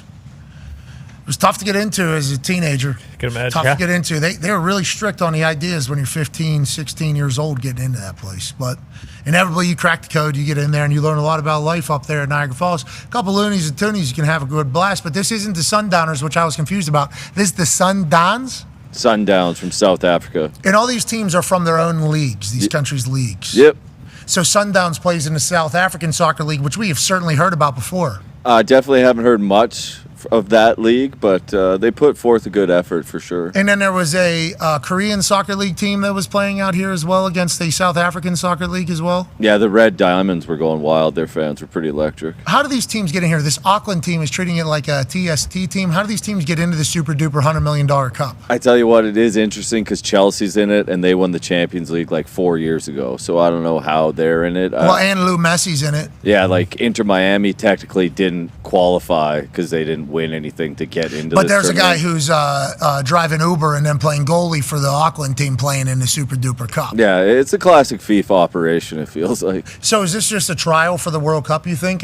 They're masking it as a super tournament, but really it's just $100 million we're going to give away to try to see if we can host a World Cup here? I believe so, and they want to run it back in America in 2029 as well. Give a real tournament here. Yeah, same deal. When we get this figured out by 2029, we'll run this thing back. Yeah. Let's go. Because I saw 60,000 people at one of the games, and I saw 6D people at one of the games. Yeah, there was no one at that Dortmund game I was at, but that Cincinnati Stadium is beautiful. We kind of told you nobody's going to be here, right? Yeah, I mean, you get to see Jude Bellingham's younger brother. It was the first game he started for Dortmund. Jeff Bellingham? Joe Bellingham. He's one of the... Close. He's an unbelievable young player. You took a shot. You were damn close. I was biting my tongue the whole time. Scored a goal and got man of the match. Joe did? Job. Oh, Job. See you later, Jobin. Strong name. That is a good name. Good luck, Job. All right, if this goes in, Job's going to win the Super Duper Cup. Okay. Yep. When's the Super Duper Cup end? Like, when does this wrap Job up? isn't a name. July 14th. Yeah, it is biblical. Okay. Is it in the Bible? Yeah. Knockout rounds start this weekend. Knockout runes? Yep. Who's in it? Is Lou in it? Inter Miami plays tonight. They'll probably need a point to get to the next round. We'll see what happens with the other teams playing. They better tonight give as it well. to them. They'll win. Why? Put that free kick. Because it's the only one people are trying to watch. What are you talking about? All right, if this goes in, Lou Messi's team's going to get a point tonight. Okay. They're going. Yeah, they're going. For Lou! Money. Oh. This is for Lou. For Lou! Fuck. Well, seems like that Messi-led Inter Miami team's kind of bumming everybody out this year. Got to be blue Messi. You get a chance to see Panthers parade? I saw the boys having a good time down there. It was hot down there, too. I'm glad we weren't soft. We still showed up. Did you go? Yeah, I stopped through on my way to the airport. Oh, really? You saluted the boys? I had a flight to catch, so saluted. Oh, you told me you did? Cesar. Here's the view of the parade from the U.S. Coast Guard flying overhead down there in South Beach. Obviously, everybody's going to question the fanhood until they see that. That's awesome. Fort Lauderdale Beach. Looks like it's spring break down there with just Panthers fans. Lordo bouncing around group to group, and the U.S. Coast Guard flying overhead saying, have yourself a day, lads. Have yourself a day down there. Shout out to the Florida Panthers fans showing up. Yeah, the boys have been on quite the run on social media. Yeah. Obviously down there, 11, Fort Lauderdale, Elbow Room. Happy for the boys, man. Hope we can keep the squad together as much as possible. That looks amazing. Yeah. That looks like a great time. True. Hot day. There's a chance we were asked if we wanted to go to that. After seeing the drone cameras here, feels like we missed out on quite having one of them. Yeah. Yeah, Sorry, won't be the last one. Congrats to the Florida Panthers. Oh, there's that's where Butsy watching from. That's W balcony. Mm-hmm. Yep. Wow. Spot. Good for Florida. Congratulations. Hockey Beach. All right, let's get the hell out of here. We appreciate you all for allowing us to do this for a living. Hope you had a great weekend. Excited for that hat to be every day? Are you wearing it every day? We'll see. I mean, this is kind of the thing. This is a special occasions hat. You don't just bust out the Yard Goats hat every single day. But this is a boost. If they win, yeah, exactly. Yes. if they win Dallas, yeah, then yeah. If I will have this stitched into my hair. The hat? Yes. And so I'll never be able to take it off. That's how much I fucking love the Goats. Bubba's on that team. Bubba's on that team. Fucking Matt Wolf is on that team. Fucking Kepka's brother. Peter. Peter is on that team. I'm having a tough time remembering because listen, we've had a couple guys fighting with relegation. Come and go. Yeah, exactly. So I'm hearing Bubba's talking with Scotty Scheffler right now. What? Really? He's recruiting him? Yeah. You're here? Oh, Peter Uline, okay. Ben Campbell. You talk about Ben Campbell? Mm-hmm. Ben Campbell's an absolute. That's the whole team? Yeah. So we had 3/4 of the team. Yeah, exactly. I mean, I told you. I nailed it. Can a team get relegated? Yes, I do believe there's a chance. And we're up against it. So need the Yard Goats to start making contact. I don't think the teams can be relegated. Just the point. Really? Just the golf. Yeah, so that's kind of what helps some of the captains and the bigger names not be relegated. So Brooks has his own team. Bryson, Rom, Bubba, Phil, they all have their own team. So even when there was relegation, Sergio Garcia, Sergio Hergio has his own team. Lee I think so. Westwood. Who's The that guy? Fireballs. See? Fireballs. Cam Smith has his own team. Who's the guy from that has this Poulter? Does he have a team? Ian Poulter. Ooh. I thought he had a team. He should. Poulter. I'd watch Poulter's team. He might be on the Yard Goats too, though. We don't know. He's a huge name. He probably has his own. I think he has a team. He was early to come. How many fucking teams are Rocco there? Neiman. I thought there were like 12 teams. Can we look up the standings of the teams currently in Live? I would like to see kind of where the Yard Goats are amongst the rest of the goats in the yard. Don't do this. The Crushers Golf Club, which is led by Desham Bro, is obviously up there in first place. Then you got the Four Aces with DJ's team in second. Smash GC, which sounds very similar to Crushers. This is Brooks Koepka's team. They're in third. Torque Golf Club, they got a lot of torque. A lot of torque. They're also turquoise, which is nice. That's walking. Yep. Range Goats. Don't look now, baby. Fifth place. Boom. And then Legion 13. I didn't know Louis Oosthuizen Yeah, this is just the had his last own event, team. I think. Oh, it's the last event. Virginia, yeah. Oh, I was going to say. Yeah. Fifth place. We're not bad at all. Goats roll. Goats are at 9th in the season standing. Out of 12? 13. Oh yeah. I mean, so Not bad. the and Goats are ascending right now. And Yeah. we just need a little bit better play from some of the guys out there. We'll be all right. All right, I'll tell you when this goes in. Okay. Range Goats. Goats gonna win the title. Beating Oosthuizen's team. This is going in. It's for the Goats. Okay, go Goats. No. If I make this, you got to wear that hat. How many days straight? 2 weeks. These next 2 weeks. Done. Make it. All right, here we go. So bad. That's close. Okay, so we're gonna bump down to a week now. No. Be careful. You wear a hat for too long, you're gonna have to wear it the whole rest of your career. So Good point. That's cowboy tone. Yeah, that's right. That hat looks good on you, though. thank you, appreciate it. I do prefer the straw over the felt. It's hard to travel with all those, though. Yeah. Here's for the yard goat. Actually, this is Crushers GC, Smashers. Do we have, Crushers or Smashers? This is for the Crushers. Okay, Crush. DeChambeau. That's DeChambeau's team. The Crushers. Going to win it all if this goes in. It's a good name. Oh, yeah. Oh! Well, looks like the Yard Goats ain't got it. DeChambeau's team's going to take it all this year for the Super Duper Live title. Congratulations to them. Happy the universe and golf god spoke to us that way. All right. Better fight, Bubba. We're back here tomorrow. Monday Night Raw is on tonight. I will not be commentating. Continuing to just like kind of catch up on life as a whole. You know, post Money in the Bank, pre Night of Champions. Feels like a good time. I was getting pretty exhausted there. So shout out to everybody at the WWE looking out for me too. Very, very thankful. But tonight, Raw on Netflix in Columbus, Ohio. Oh, wow. Should be a big one. All right, we appreciate the hell out of all you. Be a friend, tell a friend something nice that might change their life. We're in this thing together. Team on me, team on three. 1, 2, 3, team. Goodbye.